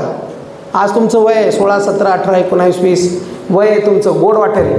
पण 30 नंतर गोड नाही वाटणार. 30 नंतर गोड नाही वाटणार. देवाचा आत्मा तुम्हाला सोडून जाईल, देवाचा आत्मा विझून जाईल तुमच्यामध्ये. तुम्हाला जे बघायचं आहे आशीर्वाद ते बघता येणार नाही. का? कारण की तुम्ही शरीराला समर्पित केलं आपलं जीवन. हे शरीराला, शरीर काही काळासाठी आहे. मी तुम्हाला पूर्वी पण सांगितलं, शरीराच्या वासना काही काळासाठी, या वासना कायमस्वरूपी नाही. काही काळानंतर वासना मरतील. आपलं जे शरीर आहे हे पवित्र ठेवण्यासाठी आहे. काही लोक पवित्र सानिध्यात या, पवित्र सानिध्यात या, आणि सगळ्या प्रकारचे लफडे चालू आहेत. पवित्र सानिध्य काय असतं? शरीराने देखील पवित्र जीवन जगायचं आहे. शरीराने देखील पवित्र जीवन जगायचं आहे. बाळासाहेब, हे खूप अवघड आहे, असं काही जमणार नाही मला आत्ता सध्या, नंतर पाहू. शरीराने पवित्र जीवन जगायचं आहे. म्हणजे पवित्र शास्त्र आम्हाला स्पष्ट सांगतं की हा निवडलेला असताना देखील दलीलाच्या प्रेमात पडला. आणि प्रेमात पडल्यानंतर पवित्र शास्त्र आम्हाला काय सांगतं? शास्त्रेच्या पुस्तकामध्ये 16 ते 21 वचन जर आम्ही वाचलं तर 16 ते 21 वचनामध्ये हा प्रेमात पडल्यानंतर तिने काय केलं? तिचं स्वार्थी प्रेम होतं. तिनं त्याला काय केलं? मोह घातला. आणि काय म्हटली? तुझ्या शक्तीचं रहस्य कुठे आहे? मग त्या ठिकाणी पहिली वेळेस विचारल्यानंतर त्याने काय केलं? पहिली वेळेस टाळाटाळ केली, दुसरं उत्तर दिलं. त्याच्यामध्ये लिहिलेलं आहे सगळं, तुम्ही वाचन करू शकता. ते जर एक्सप्लेन केलं तर वेळ खूप जाईल आपला. मग दुसरी वेळेस तिने विचारलं, आणि दुसरी वेळेस विचारल्यानंतर देखील पवित्र शास्त्र आम्हाला सांगतं की त्याने टाळाटाळ केली, त्याने सांगितलं नाही. आणि मग ती खूप त्याला विनवणी करू लागली, तुझं माझ्यावर प्रेम नाही का? आणि तू माझ्यावर प्रेम करतो, असं कसं प्रेम करतो? तो तुझ्या शक्तीचं रहस्य सांगत नाही. हा विसरला की मी निवडलेला आहे म्हणून. विसरला तो निवडलेला आहे म्हणून. चूक करत गेला तो. त्याला हे सुद्धा समजलं नाही की हे प्रेम स्वार्थी आहे. एकदा एखादी मुलगी गोड बोलून जर काही भेद काढत असेल तर आपल्याला समजेल ना, का नाही समजणार? आपण परत तिच्या प्रेमात पडू का? काही जण म्हणतील हो पडू आम्ही, कारण की प्रेम आंधळं असतं. प्रेम आंधळं असतं बाळासाहेब, तुम्हाला समजत नाही का? मग आम्ही प्रेमात करू सगळं. पहिली वेळेस विचारलं ठीक आहे, तरी सावध व्हायला पाहिजे होतं की दुसरी वेळेसही विचारत आहे म्हणजे काहीतरी घोळ आहे, काहीतरी स्वार्थ आहे, म्हणून ही मुलगी मला वेळोवेळी विचारत आहे. दुसरी वेळेस देखील पवित्र शास्त्र सांगतं की त्याने तिला सांगितलं, आणि सांगितल्यानंतर परत पलिष्ठी धरायला आले. त्यावेळेस असं म्हटलेलं आहे की त्याने जे सांगितलं होतं ते खोटं सांगितलं होतं, आणि परत त्याची शक्ती तशीच होती. तिसरी वेळेस ती म्हटली की तुमचं माझ्यावर प्रेम नाही का? तुम्ही मला खरंच सांगत नाही का? आणि तिच्या बोलण्याला तो वैतागला. त्याचं प्रेम होतं तिच्यावरती, आणि वैतागून या निवडलेल्या व्यक्तीने, जो निवडलेला असतो त्या निवडलेल्या व्यक्तीने काय केलं? त्याचं रहस्य प्रेमासाठी सांगून दिलं की माझ्या केसामध्ये सामर्थ्य आहे, मी नाझीर आहे, मी देवाचा निवडलेला आहे. आणि निवडलेले असताना जो कोणी माझ्या डोक्याला वस्त्रा लावेल, वस्त्रा लावल्यानंतर काय होईल? माझी शक्ती चालल्या जाईल. हे सगळं कशात केलं त्याने? बोला ना. कोण प्रेम करतं इथं? प्रेम चुकीचं प्रेम नका करू. फक्त देवाने जर एखाद्या व्यक्तीबरोबर जोडलं नाही तर तिथं जुळू नका. आजच ते कॉन्टॅक्ट डिलीट करा. चांगलं ब्रेकअप करायला आलीत वाटतंय. हां, बाळासाहेबांनी काय माणसाला बोलवलंय, आज माझं ब्रेकअप निश्चित होणार. जर चुकीचं असेल तर त्याचा फोन डिलीट करा, त्याचा नंबर डिलीट करा, फेसबुकवरून ब्लॉक करा, इंस्टाग्रामवरून ब्लॉक करा, स्नॅपचॅटवरून ब्लॉक करा, अजून कोणतं आहे त्या सगळ्या याच्यावरून तिला ब्लॉक करा. कारण की ते प्रेम तुम्हाला खड्ड्यात घेऊन जाणार आहे. तुम्ही निवडलेले आहात. मग हा अभिषिक्त होता आणि अभिषिक्ताने सांगितलं की माझ्या डोक्याला आत्तापर्यंत वस्त्रा लागलेला नाही आणि जो कोणी या केस कापील किंवा वस्त्रा लावेल, मी नाझीर आहे, मी निवडलेला आहे, त्यावेळेस माझी शक्ती चालल्या जाईल. हे सगळं त्याने प्रेमात केलं. आणि प्रेमात केल्यानंतर काय झालं, त्या ठिकाणी पलिष्ठे आले आणि पलिष्ठे आल्यानंतर त्याच्या पूर्वी तिनं त्याला मांडीवर घेतलं आणि मग नंतर त्याचे केस काढले. आणि जसं पलिष्ठे आले ती म्हणते बघा ते तुम्हाला पकडायला आलेले आहेत. आणि ज्यावेळेस तो उठला त्यावेळेस त्याच्यामध्ये शक्तीच नव्हती. त्याला बंदिस्त केलं आणि बंदिस्त केल्यानंतर त्याला पलिष्ठांनी धरून नेलं. आणि त्यावेळेस आम्हाला पाहायला वाटतं की देवाचा जो अभिषिक्त तो प्रेमापोटी फसल्या गेला प्रेमापोटी. मला आज तुम्हाला तेच सांगायचं आहे, जर तुम्ही इथे आहात तर देवाच्या योजनेखाली आहात. जर तुम्ही इथे आहात तर परमेश्वराचा आत्मा तुमची भेट घेत आहे आणि तुमची जीवन निवडलेलं जीवन आहे. ज्याचं जीवन निवडलेलं जीवन आहे त्याने या सगळ्या गोष्टी त्यागल्या पाहिजे. काय केल्या पाहिजे? त्यागल्या पाहिजे. कधी कधी काय होतं माहिती आहे का, आपल्या जीवनात सगळं पाप असतं, सगळ्या गोष्टी असतात, सगळं व्यभिचार असतो, चुकीच्या गोष्टी असतात. आणि चुकीच्या गोष्टी असल्यानंतर मला बॅग द्या ना, आता ही बॅग आहे समजा, आणखी एक बॅग आहे का, बॅग आहे आणखी एक बॅग. आता चुकीच्या गोष्टी असतात, सगळं असतं. आणि सगळं असल्यानंतर काय होतं, हां मी वर्शिप करतो, मी देवाच्या चर्चला जातो बरं का, दर रविवारी मी चर्चला जातो आणि दर रविवारी मी देवाच्या सानिध्यात असतो आणि असं आपण म्हणतो. पण काय असतं म्हटल्यानंतर याच्यामध्ये भरपूर वस्तू आहेत. मग याच्यामध्ये पाप तसंच असतं, पाप तसंच आहे, बेविचार तसाच आहे, जे काम चाललं आहे ते तसंच आहे, पैसे तर नाही ना, सगळं तसंच आहे, सगळं पाप तसंच आहे. आणि मग हे सगळं पाप घेऊन काय करतो मी, हालेलुया, देवा तुम्हाला स्पर्श कर, देवा आज तू या ठिकाणी आहेस. अरे ते पाप तर सोडून दे, हां पाप तर सोडून दे. नाही देवा, मला ह्या फार प्रिय गोष्टी आहे, तिच्यावर मी फार प्रेम करतो, मी मरण पण सोडणार नाही. डोक्यावर तसंच आहे. आणि करतो उपासना, करतो आराधना, देवाचा स्पर्श नाही, काहीच नाही, जीवन कोरडं ठाक, एकदम कोरडं, फक्त शरीराने उपासना करतो, बुद्धीने करतो, ज्ञानाने करतो, हां मी फार टॅलेंटेड आहे, मला सगळं येतं, आणि असं पाप तसंच. आणि तुम्हाला माहिती नाही, मी ज्यावेळेस गातो ना त्यावेळेस इतके लोक टाळ्या वाजवतात, काय सांगू बाळासाहेब तुम्हाला. पाप, चुकीचे रिलेशनशिप तसेच. मग हा अभिषिक्त जो म्हणतो तो, आणि दुसरा सक्षम कुठे, सक्षम ये ना, मी एकटाच डोक्यावर घेऊन ये, तू पण ये ना, दोघं डोक्यावर घेऊ मग ये ना, मला मदत कर तुम्ही. आणि मग हा पण एक असतो जो जगात असतो, आणि जगात असल्यानंतर डोक्यावर बॅग घेऊन दोघं डोक्यावर घेऊ मग अशी घे, हा मस्त एकदम. ते हे ना की ते पूर्वी ते असे चालायचे बाय असे घेऊन, तसं आपण करू. आता हा जगिक माणूस आहे, हा पण पापात आहे, त्याच्यात सगळं डोक्यात भेजामध्ये व्यभिचार आहे, जारकर्म आहे, सगळ्या गोष्टी तो करतो.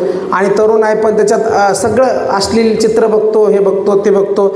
आणि मग हा चर्चमध्ये असणारा, दर रविवारी चर्चला जाणारा, पण पाप तसेच.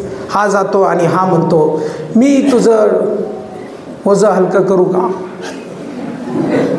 करू का तुझं ओझं हलकं, तुझं ओझं माझ्या डोक्यावर घेऊ का, बोल ना, काय असतो. आपण आपलेच आहे इथं सगळे, आपले चर्चे सगळे, घेऊ का, हो घेऊ. माझ्या डोक्यावर ऑलरेडी आहे ना, तुझं कसं काय घेऊ. तुम्हाला ना पहिले तुमचं तर खाली ठेवा, ठेवू का नको.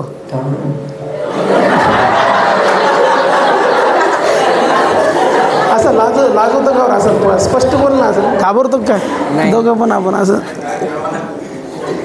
दोघांच्या डोक्यावर आहे आपल्या. आता दोघं पण बघा, आता मी पण वर्शिप लीडर किंवा देवाच्या सानिध्यामध्ये असणारा किंवा दर रविवारी चर्चला येणारा, बॅलन्स जमतं बरं का मला, देवाच्या सानिध्यात देणारा आणि हा जगिक मित्र माझा. आता मला याचं ओझं हलकं करायचं आहे आणि मी येऊन काय म्हणतो त्याला की आता ब्रदर मी तुमच्यासाठी प्रार्थना करणार. भाऊ तू, भाऊ, दोस्ता, मित्रा, जानू आहे की नाही, मित्राचे नाव असतात तसे, जानू, बच्चा, मला माहिती आहे सगळं, मला माहिती आहे सगळं. मी तरुणांचीच सेवा कार्य करतो. जानू, बच्चा सेव्ह केलेलं असतं, दिल, स्टार. तर मी हा जगामध्ये आहे आणि जगामध्ये असताना याच्या डोक्यावर पापाचं ओझं आहे आणि मी चाललो याचं डोक्याचं ओझं हलकं करायला. माझा अभिषेक गमावून बसलेलो आहे. मी म्हणतो मी अभिषेकात आहे, पण मी अभिषेकात मुळीच नाही. मी अभिषेकातच नाही. का अभिषेकात नाही? मी गातो चांगला, मी उपासना चांगली करतो, मी उपासना पण चांगली करतो, मी सगळ्या गोष्टी चांगल्या करतो, चर्चला येतो दर रविवारी, सगळ्या गोष्टी करतो. परंतु काय झालं, माझं जीवन आजही अशुद्ध आहे, पण ते कोणालाच माहिती नाही. ते फक्त कोणाला माहिती आहे? मला आणि तुम्हाला पण माहिती आहे ना. असं कसं फक्त देवालाच कसं काय? मी काय करतो ते मला माहिती आहे ना, तुम्ही काय करता ते तुम्हाला माहिती आहे ना, तुम्हाला आणि देवाला. पण आपण काय दाखवतो लोकांना? जसं मी एकदम पाळकसाहेबाचा डायलॉग, धुतल्या तांदळासारखा, एकदम धुतल्या तांदळासारखा. आणि मग मला असं वाटतं की मी आता याचं ओझं हलकं करावं, पण मी याचं ओझं हलकं करू शकत नाही, कारण की ऑलरेडी माझ्या जीवनात पाप आहे. अभिषेक कसा फ्लो होणार? अभिषेक फ्लो होऊ शकत नाही. अभिषेक फ्लो होण्यासाठी त्या अभिषिक्त व्यक्तीला त्याचं पाप त्यागावं लागतं, त्याच्या चुका सोडाव्या लागतात, त्याला पूर्णतः त्याचं जीवन पवित्र आत्म्याला समर्पित करावं लागतं. आणि जर माझ्या डोक्यावर हे ओझं आहे तर मी याच्या डोक्यावरचं ओझं हलकं करू शकत नाही, कारण की मीच ऑलरेडी पापाच्या बर्डन खाली दबलेलो आहे. तसे तर आहे ना तुम्ही? तसे तर नाही? इथं बाळकसाहेब सगळे चांगले मुलं आलेले आहेत, आज मुली पण चांगले आहेत, सगळे चांगले. पण एखादा असेल तर त्याने विचार करा, मी पापात तर नाही. मी एकांतात काय बघतो मोबाईलवरती? ज्यावेळेस मी एकटा असतो, एकटा रात्र होते, त्यावेळेस काय करतो? मी गुडघ्यावर प्रार्थना करतो, देवाचं वचन ऐकतो, वाचतो, का काहीतरी अश्लील चित्र बघतो? अश्लील चित्र बघत तर नाही. जेव्हा मी पापात आहे वाटतं आणि मी प्रार्थना काय करतो दुसऱ्यांना, त्याने पापाच्या बंधनातून बाहेर या. कसा येईल तो? अभिषेकच नाही ना. मग हा व्यक्ती ज्यावेळेस या व्यक्तीसाठी प्रार्थना करतो, सक्षमसाठी, त्यावेळेस काय होतं की माझं ओझं ऑलरेडी माझ्या डोक्यावरती मी घेतलेलं आहे आणि मी प्रार्थना करतो की यावेळेस सक्षम मी प्रार्थना करतो, येशूच्या नावामध्ये सगळे बंधनं तुटल्या जावं, in the mighty name of Jesus Christ. Free होतं का? फ्री नाही होणार ना. हां, नाही होऊ शकत फ्री. का होऊ शकत नाही? कारण की ऑलरेडी मीच पापी आहे, मीच समर्पित नाही. माझं जीवन देवाला माहिती आहे मी कसं आहे, फक्त मी काय करतो? दाखवतो. तुम्हाला खरं सांगू का, एक रहस्य मला कळालेलं आहे. ते रहस्य हे की ख्रिस्ती जीवन दाखवण्यात नसतं, असण्यात असतं. काय म्हटलं मी? ख्रिस्ती जीवन दाखवण्यात नसतं, असण्यात असतं. तुम्ही कसे आहात हे जरी जगाला माहिती नसलं तरी देवाला चांगल्या प्रकारे माहिती आहे तुम्ही कसे आहात. म्हणून तुम्ही मला फसवू शकता, पाळकसाहेबाला फसवू शकता, पाळकीनबाईला फसवू शकता, पण देवाला फसवू शकत नाही. मग मी येतो, नाही होणार आहे. पण ज्यावेळेस मी प्रार्थना करतो, प्रभू मी अभिषिक्त आहे, मी निवडलेला आहे, मी प्रार्थना करतो, मी सर्व जे पातक केलेलं आहे, ज्या चुकीच्या गोष्टी मी करत आहे, रॉंग रिलेशनशिपमध्ये मी आहे, आज मी प्रार्थना करतो, येशूच्या नावामध्ये माझं बर्डन मुक्त कर आणि प्रभू मी माझं जीवन तुला समर्पित करतो. त्यावेळेस माझं ओझं हलकं होतं. मी आता कसं आहे? फ्री आहे. आणि मग मी जातो आणि मग मी प्रार्थना करतो सक्षमसाठी.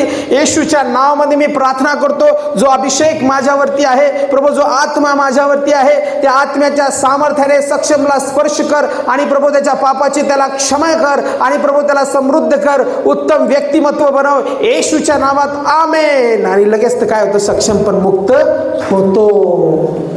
Hallelujah, hallelujah, hallelujah. थँक्यू सक्षम.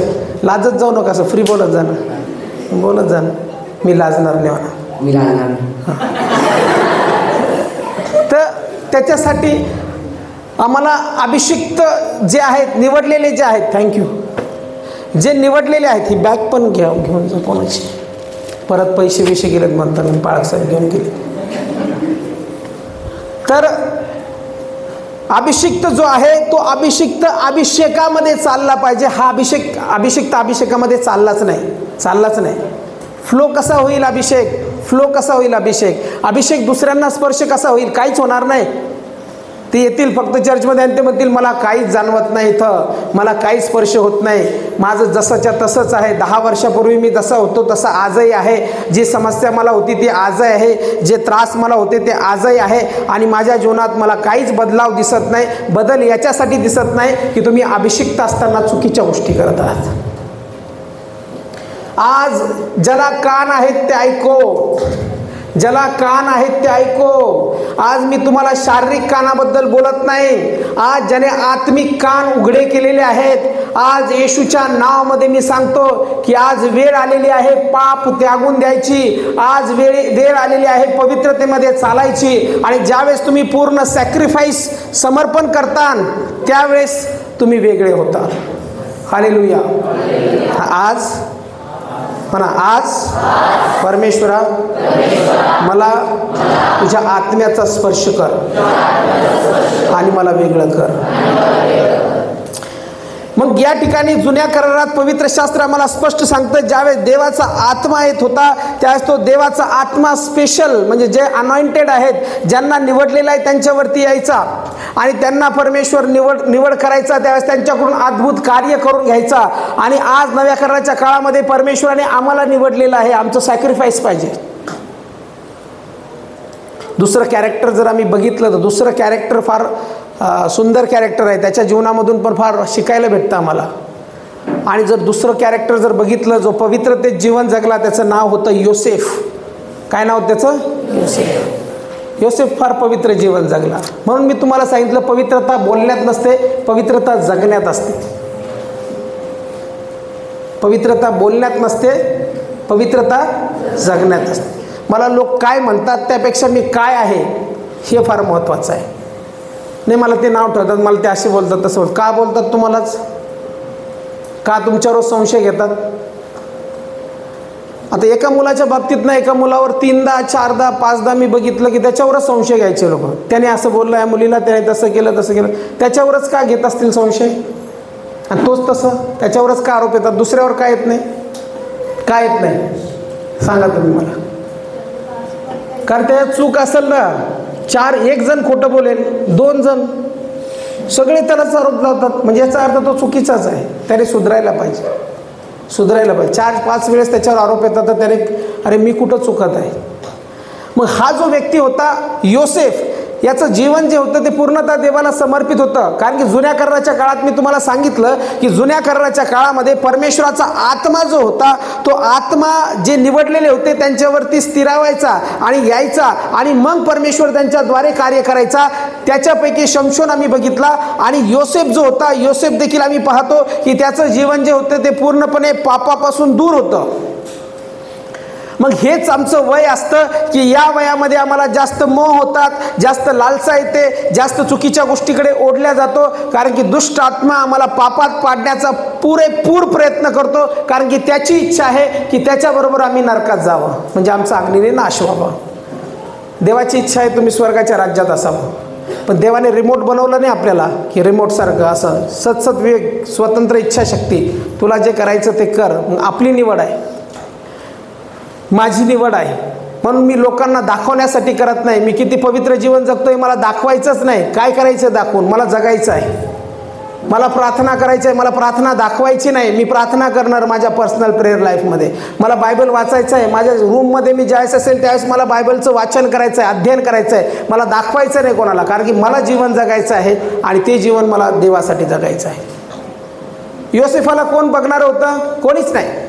पवित्र शास्त्र सांगतं की योसेफाला ज्यावेळेस त्याच्या भावाने विकलं त्यावेळेस तो ज्यावेळेस पोटिफराच्या घरामध्ये गेला त्यावेळेस त्या पोटिफराच्या घरामध्ये गेलेला असताना पवित्र शास्त्र सांगतं की पोटिफराने त्याच्या हाती सगळं काही दिलेलं होतं, सगळं त्याच्याजवळ होतं.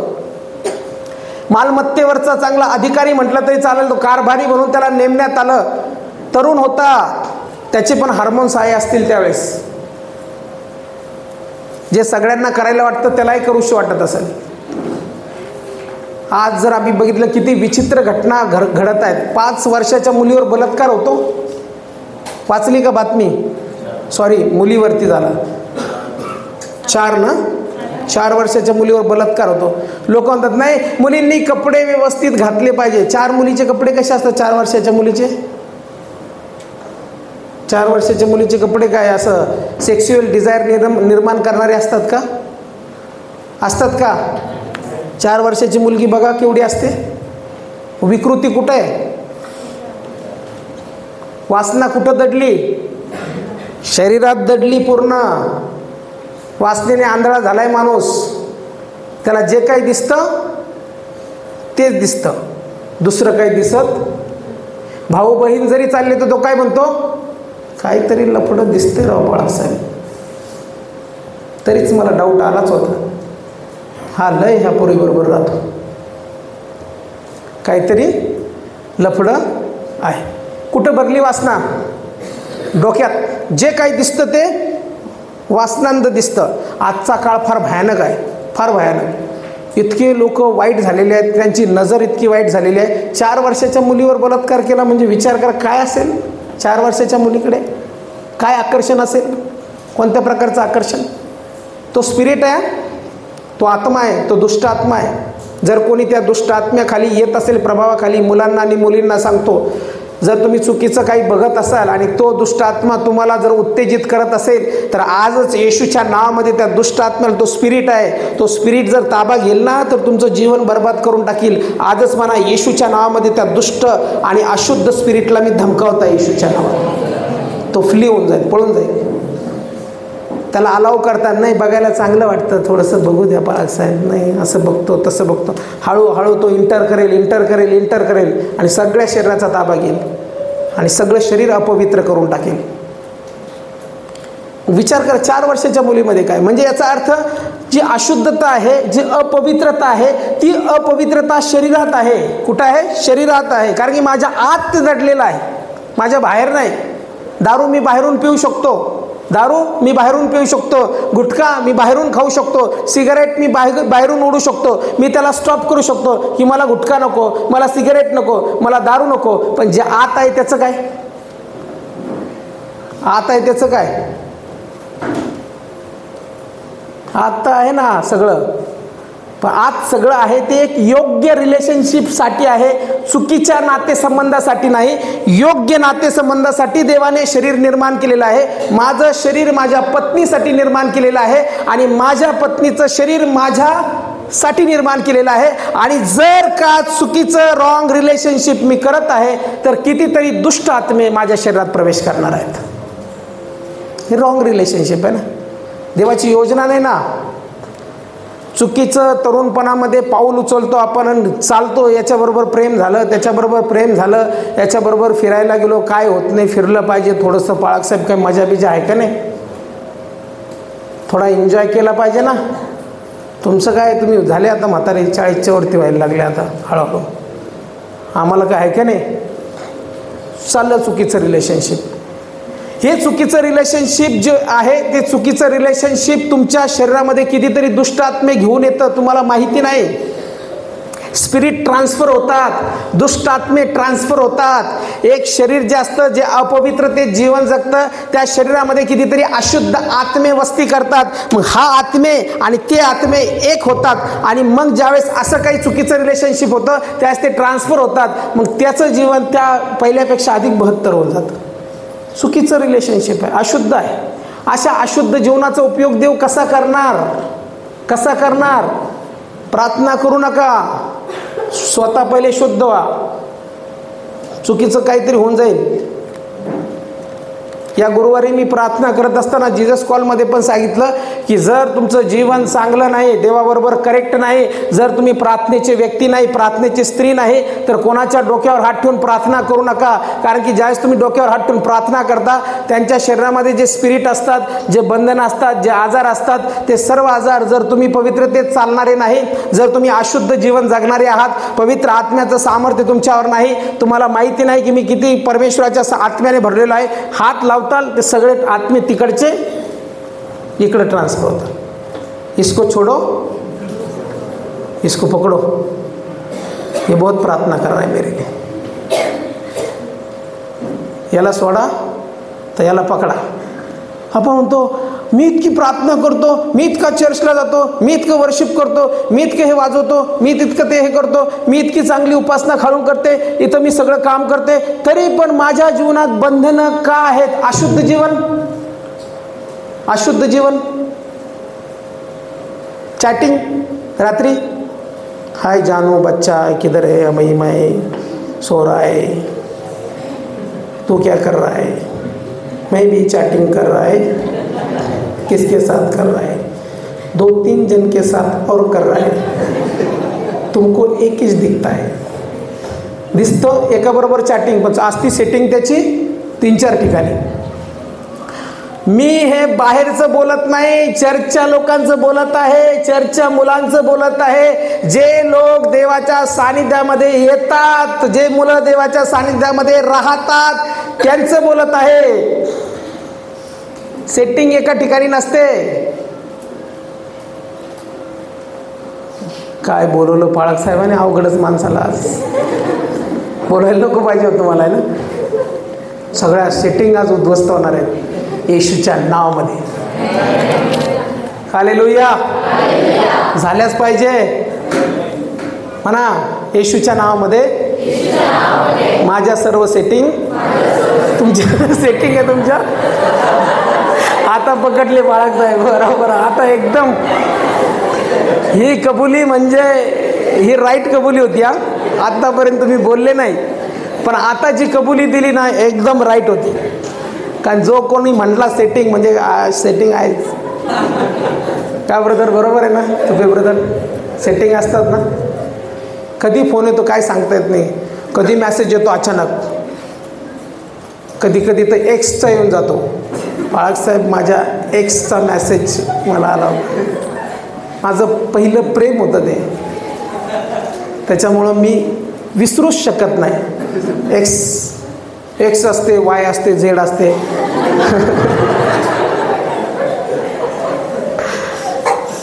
बाळासाहेब किती वेळ आहे अजून? माझा पहिल्याच पॉईंटमध्ये गुंतलो मी. 20 मिनिटं, 15 मिनिटं एक्समध्येच गुंतलेला असतो आपण. जेवण येते तोपर्यंत आलेलं आहे. बरं बरं, थँक्यू बाळासाहेब. ते एक्स वाय झेड सगळ्या सेटिंग तशाच असतात. आणि हा व्यक्ती, ही मुलगी चर्चला जाणारी असते. मी पाळकसाहेबाबद्दल देवाला फार फार धन्यवाद देतो. पाळकसाहेब पाळकीनबाईबद्दल. आता तू म्हणेल का, असं काय केलं त्यांनी? त्यांनी मला पवित्र जीवन जगायचं शिकवलं. तुम्ही फार चांगल्या हाताखाली आहात. आशे राईट नाही झाले तर आशे राईट होतात. बाळासाहेब मला वाटतं आता पहिल्यासारखे कडक एवढे नसेल राहिले, पण माझी इच्छा आहे त्यांनी पहिल्यासारखंच व्हावं. मी परमेश्वराला फार धन्यवाद देतो. मी एका चांगल्या दासाच्या, अभिषिक्त दासाच्या हाताखाली शिकलो. त्यांनी मला शिकवलं पवित्रता. त्यांनी शिकवलं गाडी रिकामी जरी चालली तरी कोणाला बसवायचं नाही, म्हातारी जरी असली तरी. काय शिकवलं त्यांनी? पहिले 2 व्हीलर होती बाळाचा, हिरोंडा. आठवतं बाळाचा हिरोंडा?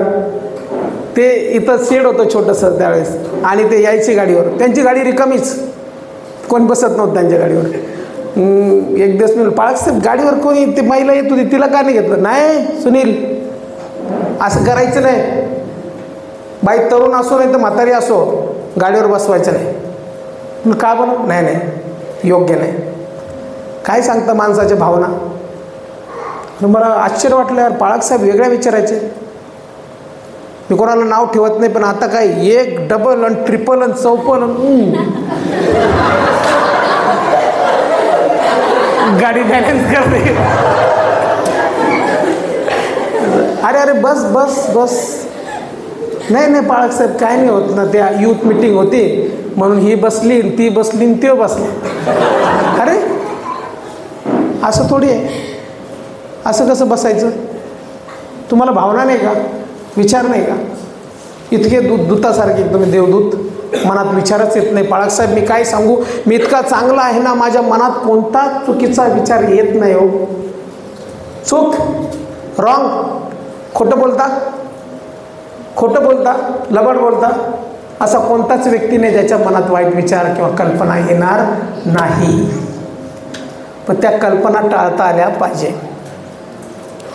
मी त्यांना धन्यवाद याच्यासाठी देतो की त्यांनी ते शिकवलं. व्हिजिटिंग जर करायची तर व्हिजिटिंगला गेल्यानंतर जर एखादी बाई एकटीच घरामध्ये असली, एकटीच, तर तिथं बसायचं पण नाही. काय म्हटलं मी? आता लगेच एखादा असतं बाळगा, काय सिस्टर तुम्ही बरं आहे का, मस्त, असं तसं गप्पा सुरू, मांडीवर मांडी देऊन. बाईला बोलायचं नाही जास्त. कोणी शिकवलं? त्यांनी. म्हणून मी म्हटलं की मला फार चांगले पाळक लाभले आणि माझ्यानंतर तुम्हाला फार चांगले पास्टर लाभलेले आहेत की जे स्पिरिच्युअल आहेत, आत्मिक आहेत. एखादी बहीण घरात असली तर ती बहीण असल्यानंतर तिथं जास्त वेळ बसायचं नाही. गुलगुल गप्पा मारायच्या, गप्पा गप्पात वेगळंच काम होऊन जातं. त्यांचं एक वाक्य होतं त्यावेळेस मला आठवायचं, sister sister make me mister. काय बहीण नसते आणि काय भाऊ नसतात, जे रक्ताचं नातं तेच नातं, कुठं काय घोळ होईल सांगता येत नाही. मग त्यांनी शिकवलं की बाई जर एकटी असली घरामध्ये तर तिथं उपदेश करत बसू नको. लय उपदेश करणारा होऊ नको. देवाला सगळं माहिती आहे, उपदेशाची गरज नाही. एक शब्द देखील पवित्र आत्म्याने भरलेल्या व्यक्तीचा काफी आहे. लय मोठं सांगत भरड करण्याची गरज नाही, ज्ञान पाजळण्याची गरज नाही. फक्त जायचं. बाई जर एकटी घरात असली तर उभं राहायचं आणि उभं राहून तिथं काय करायचं? प्रार्थना करायची उभं राहूनच, आणि प्रार्थना करून घराच्या बाहेर निघून यायचं. किती चांगलं. तिथून शिकलो मी, तिथून शिकलो की आपलं जीवन समर्पित आहे, आपलं जीवन वेगळं आहे आणि ते वेगळं केलं पाहिजे. मग मी नंतर आंबेडकर नगरमध्ये सेवा कार्य करायला गेलो आणि सेवा कार्य करायला गेल्यानंतर एका घरामध्ये मी प्रार्थना करायचो. त्या घरामध्ये तरुण मुलगी होती आणि तरुण मुलगी असताना मी पण तरुण होतो, माझंही लग्न झालेलं नव्हतं. तिथं मी प्रार्थना करायचो. प्रार्थना करायच्या वेळेस काय व्हायचं, त्या मुलीचे जे वडील होते ते उठून बाहेर चालल्या जायचे. एकदम मी आलो का रागाने बघायचे आणि बाहेर चालल्या जायचे. आणि मग एक दिवस मी विचारलं, आंटी म्हणलं मी ज्यावेळेस तुमच्या घरात येतो प्रार्थना करतो त्यावेळेस ब्रदर लगेच उठून जातात, फक्त तुमची मुलगी तुम्ही बसता इथं आणि मुलगा तुमचा जो आहे तो बसतो. अंकल का जातात उठून? म्हणे अंकलला पाळक आवडत नाही. अंकलला पाळक आवडत नाही. का आवडत नाही? म्हटलं का आवडत नाही, काय झालं? म्हणे त्यांच्या गावामध्ये, ज्या गावामध्ये ते राहतात त्या गावामध्ये एक पाळक आले, पास्टर आले आणि पाळक आले आणि ढोलकी वाजवता वाजवताच एक मुलगी घेऊन गेली, पळून घेऊन गेली. बरोबर आहे ना, साक्ष खराब झाली ना. एक पास्टर जर मुलगी घेऊन जातो तर साक्ष कशी राहील? साक्ष कशी राहील? त्यांना तो राग होता माझ्यावर. मग एक दिवस ते आले, म्हणलं अंकल बसाच इथं. आणि मी त्यांना सांगितलं, अंकल जे दुसऱ्या पाळकाने केलं तसं मी करणार नाही, कारण की मला देवाने निवडलेलं आहे. मला तुमच्यापेक्षा जास्त माझ्यावर जो आत्मा आहे त्याची भीती आहे. तो जर मला सोडून गेला तर मी सामान्य माणूस होऊन जाईल, म्हणून मी असं काही चुकीचं करणार नाही. आज माझं लग्न झालं, 2 मुलं झाले आणि ते अंकल पण येतात आणि त्यांना मी नेहमी सांगतो उपदेश करत असताना पण, अंकल बघा मी आजही इथं आहे आणि मरेपर्यंत इथंच राहणार आणि पाप काय करणार नाही, कारण की मला जास्त भीती माणसापेक्षा देवाच्या आत्म्याची आहे. कारण की जर तो आत्मा माझ्यातून निघून गेला तर मी एक सामान्य व्यक्ती राहणार आहे. अभिषेकच गेला तर काय करता? टॅलेंटला, ज्ञानाला सगळ्यात महत्त्वाचा अभिषेक आहे. योसेफावरती अभिषेक होता.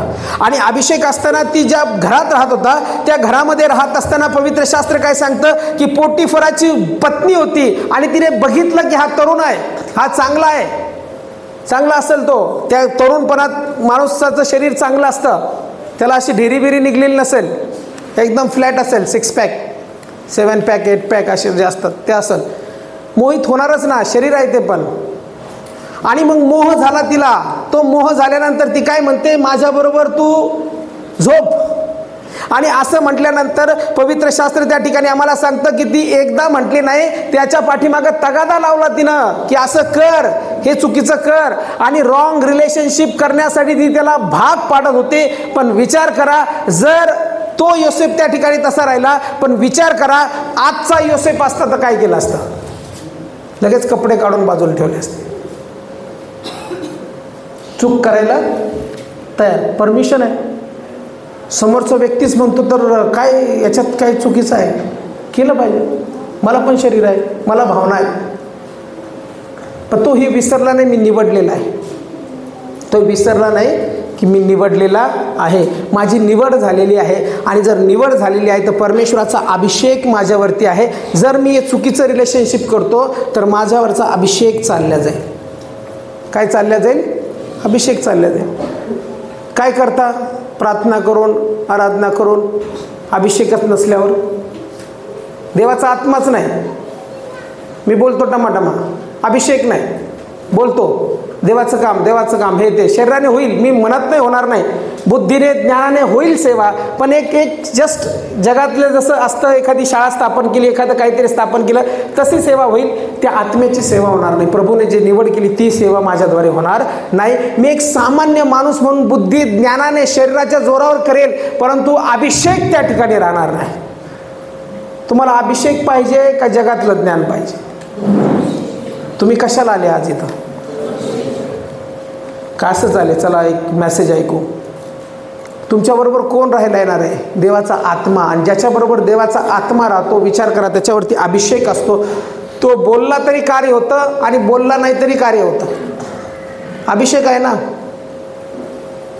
तो सायलेंट जरी राहिला तरी कार्य होणार, कारण काम करणारा देवाचा आत्मा आहे. मी देवाच्या आत्म्याला वापरत नाही किंवा देवाच्या आत्म्याला देवाचा आत्मा ये आणि काम करत नाही. मी रिकामं पात्र आहे, तो देवाचा आत्मा मला वापरतो. मी शरीर ज्यावेळेस त्याला समर्पित करतो त्यावेळेस या शरीराला तो वापरतो. मी त्याला वापरत नाही, मी त्याला ऑर्डर करत नाही. तो मला ऑर्डर करतो असं बोल, तो मला सांगतो हे शब्द बोल, तो मला त्या ठिकाणी पवित्रतेत घेऊन जातो आणि तो त्याचं कार्य माझ्याद्वारे करून घेतो. मग ते कार्य तुमच्याद्वारे पण परमेश्वराला करायचं. म्हणजे देवाचा आत्मा ज्यावेळेस येतो त्यावेळेस तो आत्मा आमच्याद्वारे कार्य करण्यासाठी सज्ज होतो. म्हणून एक जो व्यक्ती देवाला समर्पित आहे आणि जर परमेश्वराने त्याला वेगळं केलेलं आहे तर त्याने सगळ्यात जास्त भीती जी आहे ती अभिषेकाची बाळगली पाहिजे. Hallelujah, hallelujah. मग तुम्ही जपता कशाला जास्त? कशाला जपता? कशाला जपता जास्त? आम्ही शरीराला जपतो. बाळासाहेब कसं आहे, चांगलं दिसलं पाहिजे आणि चांगलं जर दिसलं नाही तर मग कसं मला कोण पसंत करेल? थोडं लावलं पाहिजे लिपस्टिक, पावडर बिवडर, तर खरं, नाहीतर काय खरं आहे? कोण पसंत करेल? जो देवाने तुमच्यासाठी ठेवलेला आहे, तुम्ही लिपस्टिक लावा, पावडर लावा अथवा लावू नका, जो परमेश्वराने तुमच्यासाठी निवडलेला आहे तो योग्य समय तुमच्या जीवनात येईल. हालेलुया.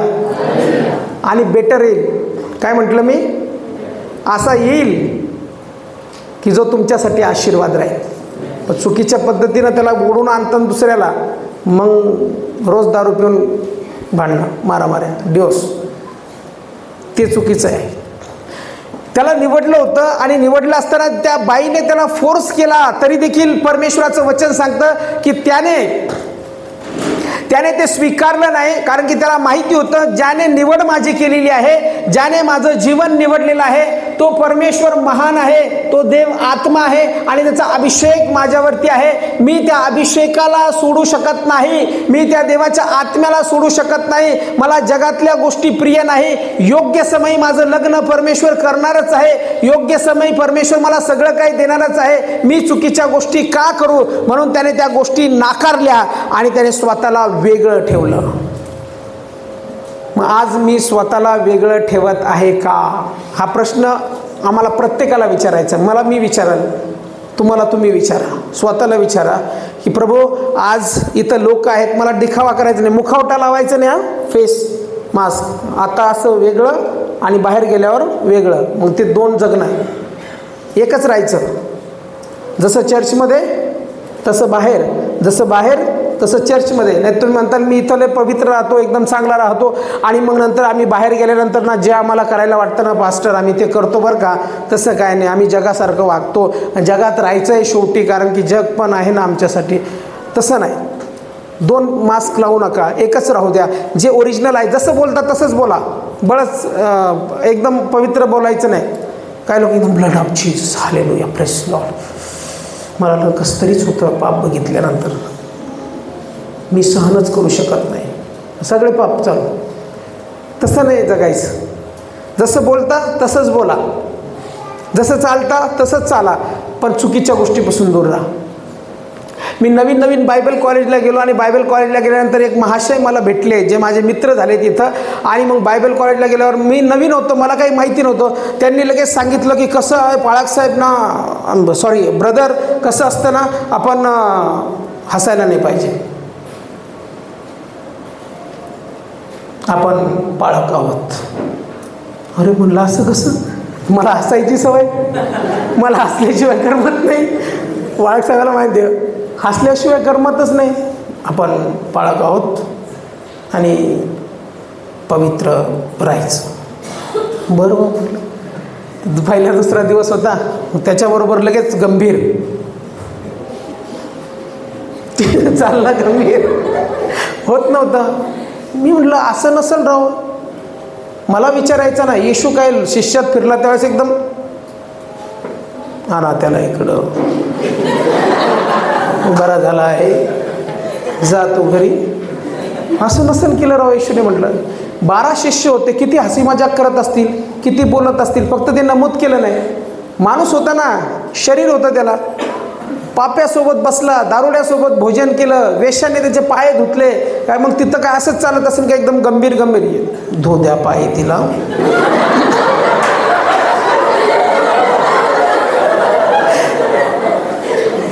काही काय सांगतील आणि काय करतील काही सांगताच येत नाही कोणाचं.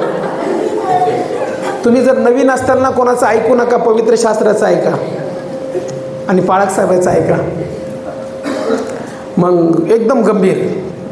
मला राहतच नव्हतं, मला इतकं गंभीर, मला कधी राहिलं नाही इतकं गंभीर. कसं राहायचं? प्रेज द लॉर्ड ब्रदर, या बसा बसा, आता नाश्ता करा. बरं नाश्ता, चला आता प्रार्थनेला आपण जाऊयात, चला प्रार्थनेला जाऊयात. सगळं एकदम गंभीर. आणि मग हाच गडी 4-5 दिवसानंतरच शाळेतल्या एका मुलीबरोबर त्याने प्रेम केलं आणि रक्ताने चिठ्ठी लिहिली. रक्ताने, मच्छरचं रक्त होतं त्याचं काय लिहिली त्याने रक्ताने. पण नंतर बोट कापलेलं होतं बरं का त्याचं, ओरिजिनल होतं, मच्छर नव्हतं. त्याने लिहिली, आम्हाला कळालंच नाही. आणि हा तोच होता तो.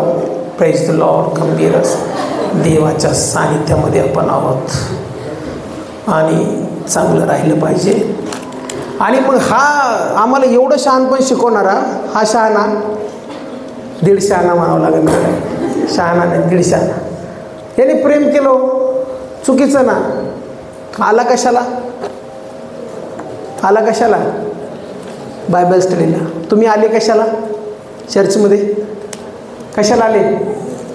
पाळक साहेब इथं जर एखादी चांगली भेटली तर होऊनच जाऊ द्या, जमून द्या, माझं जमलं तर जमलं, तसं काही करू नका. हा जर देवाची निवड असली तर पास्टर सांगतील तुम्हाला बरोबर, तुम्ही नका निवडू. नाही तर सिस्टर मला ना, काही सिस्टर पण म्हणतात, सिस्टर मला ना स्वप्न पडलं, देवाने दाखवलं की मला तुमच्याबरोबर लग्न करायचं आहे.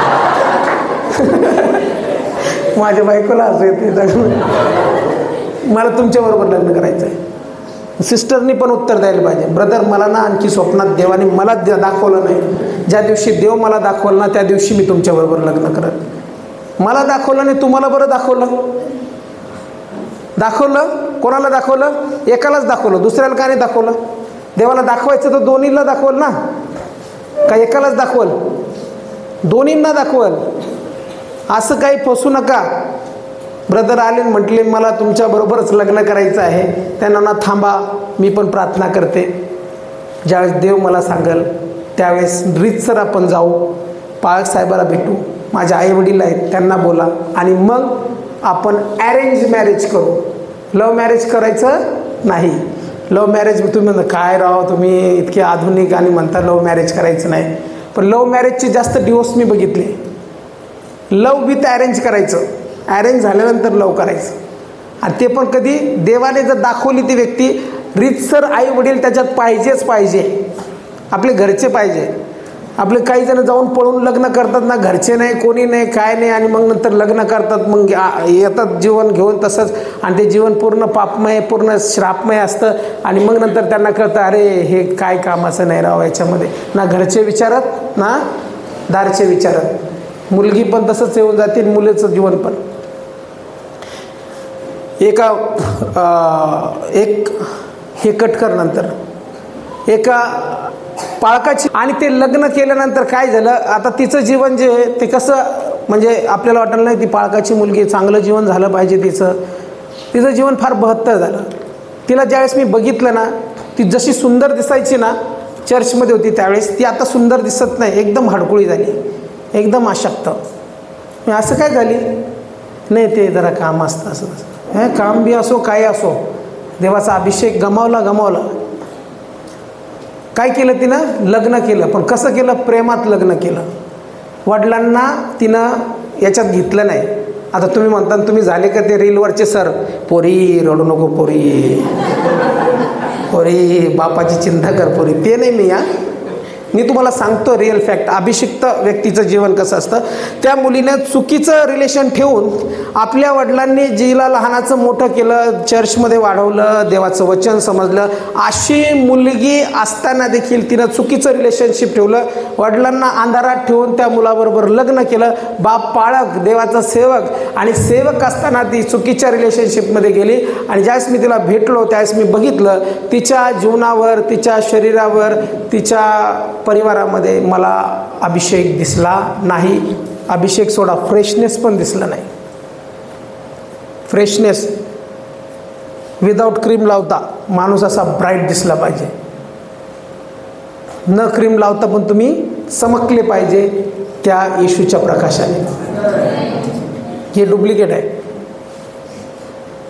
म्हणून ज्यावेळेस आपण चुकीचे रिलेशनशिप करतो आणि चुकीच्या नातेसंबंधातून काही नातेसंबंध तयार होतात, त्यावेळेस त्या नातेसंबंधाचं फळ आपल्याला भोगावं लागतं. काही लोक तो म्हणतात त्यांनी तर पाप केलं, बाळासाहेब त्यांनी पाप केलं, त्यांनी चूक केली, पण देवाला क्षमा मागितली. देव किती दयाळू आहे, देव क्षमा करतो. मान्य आहे मला, देव क्षमा करतो.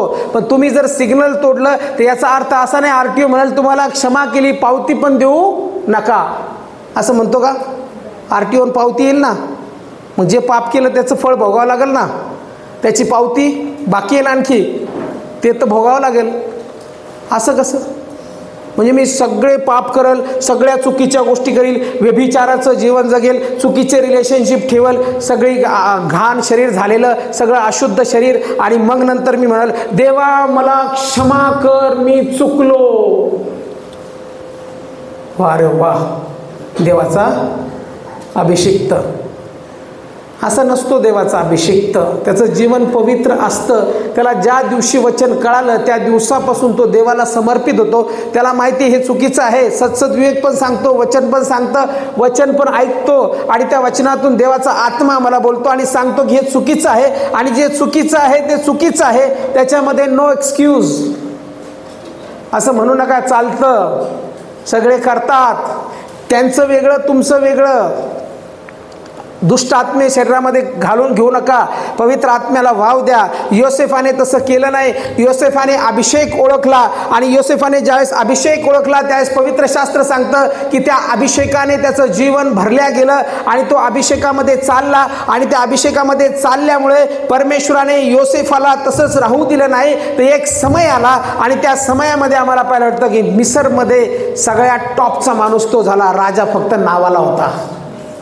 Hallelujah, hallelujah.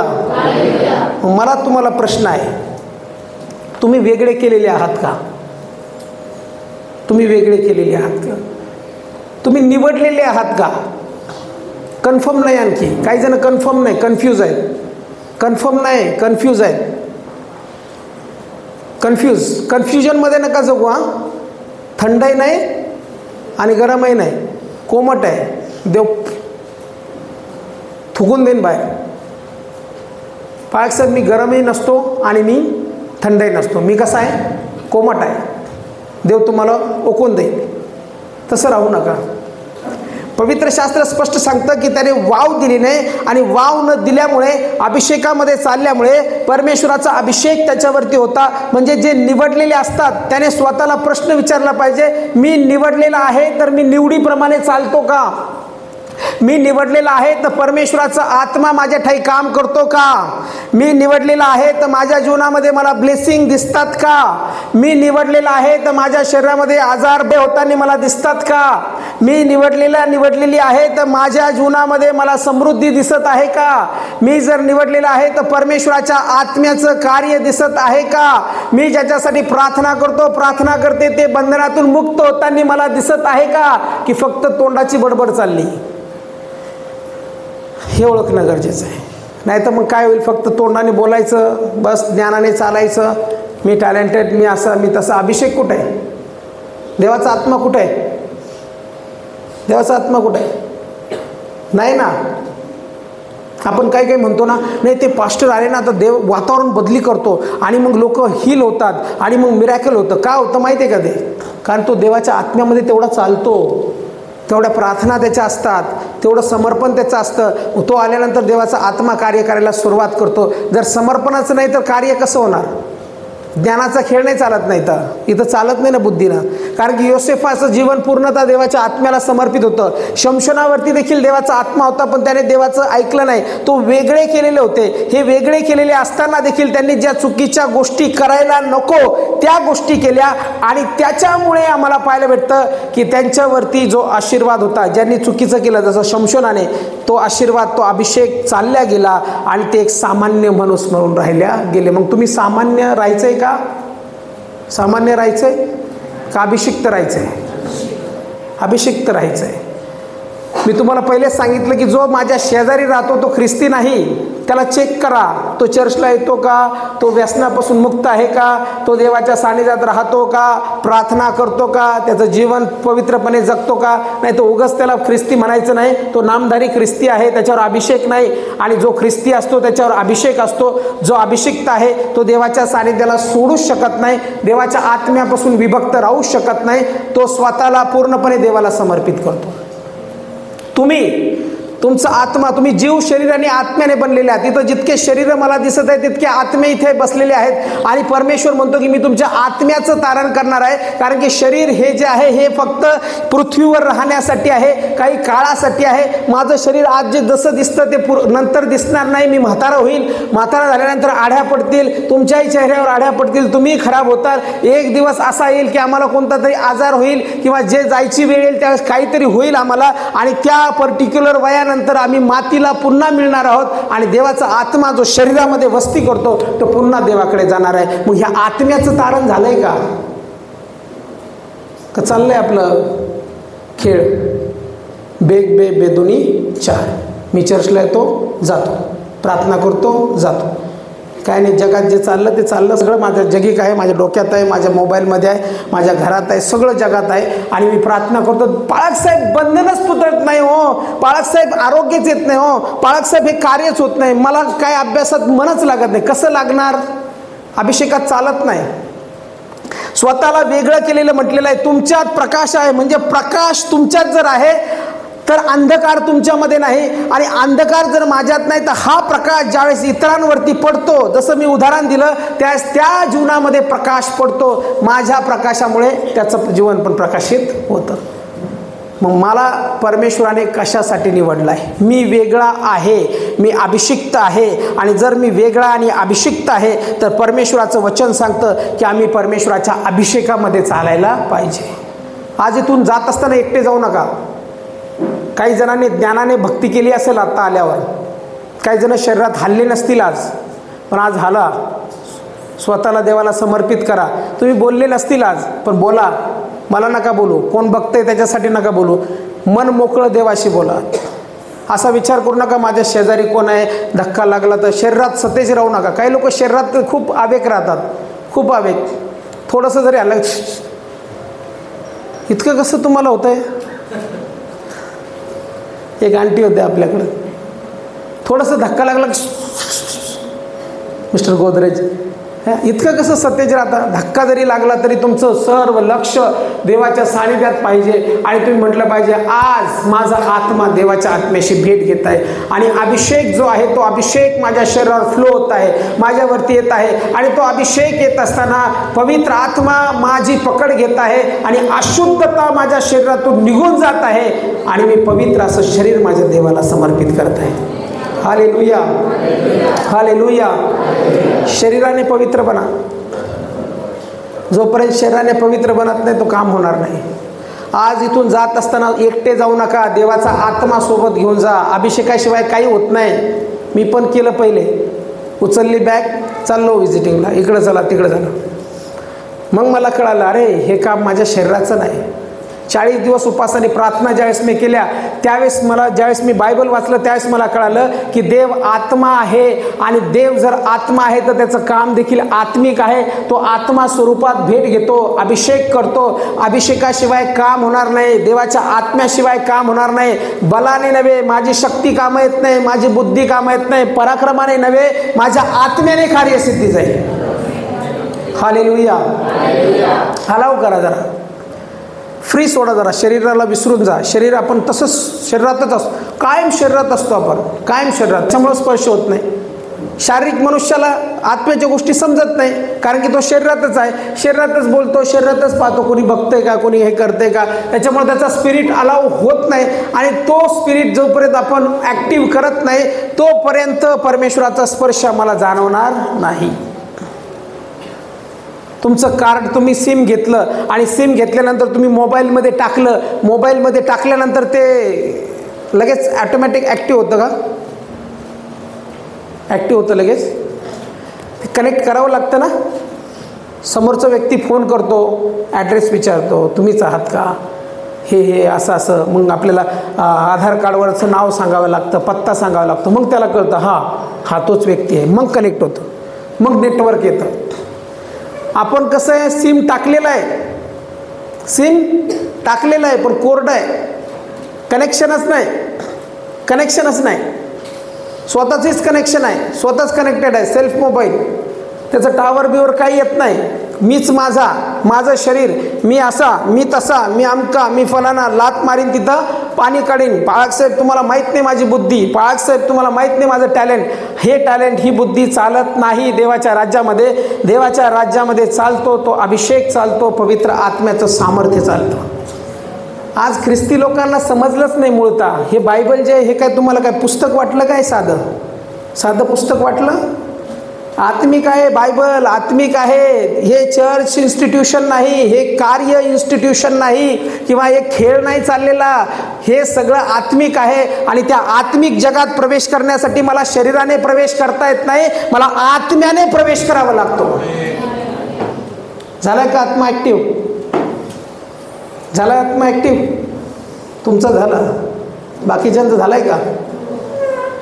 झाला ॲक्टिव्ह? काजूक शरीरात आहे.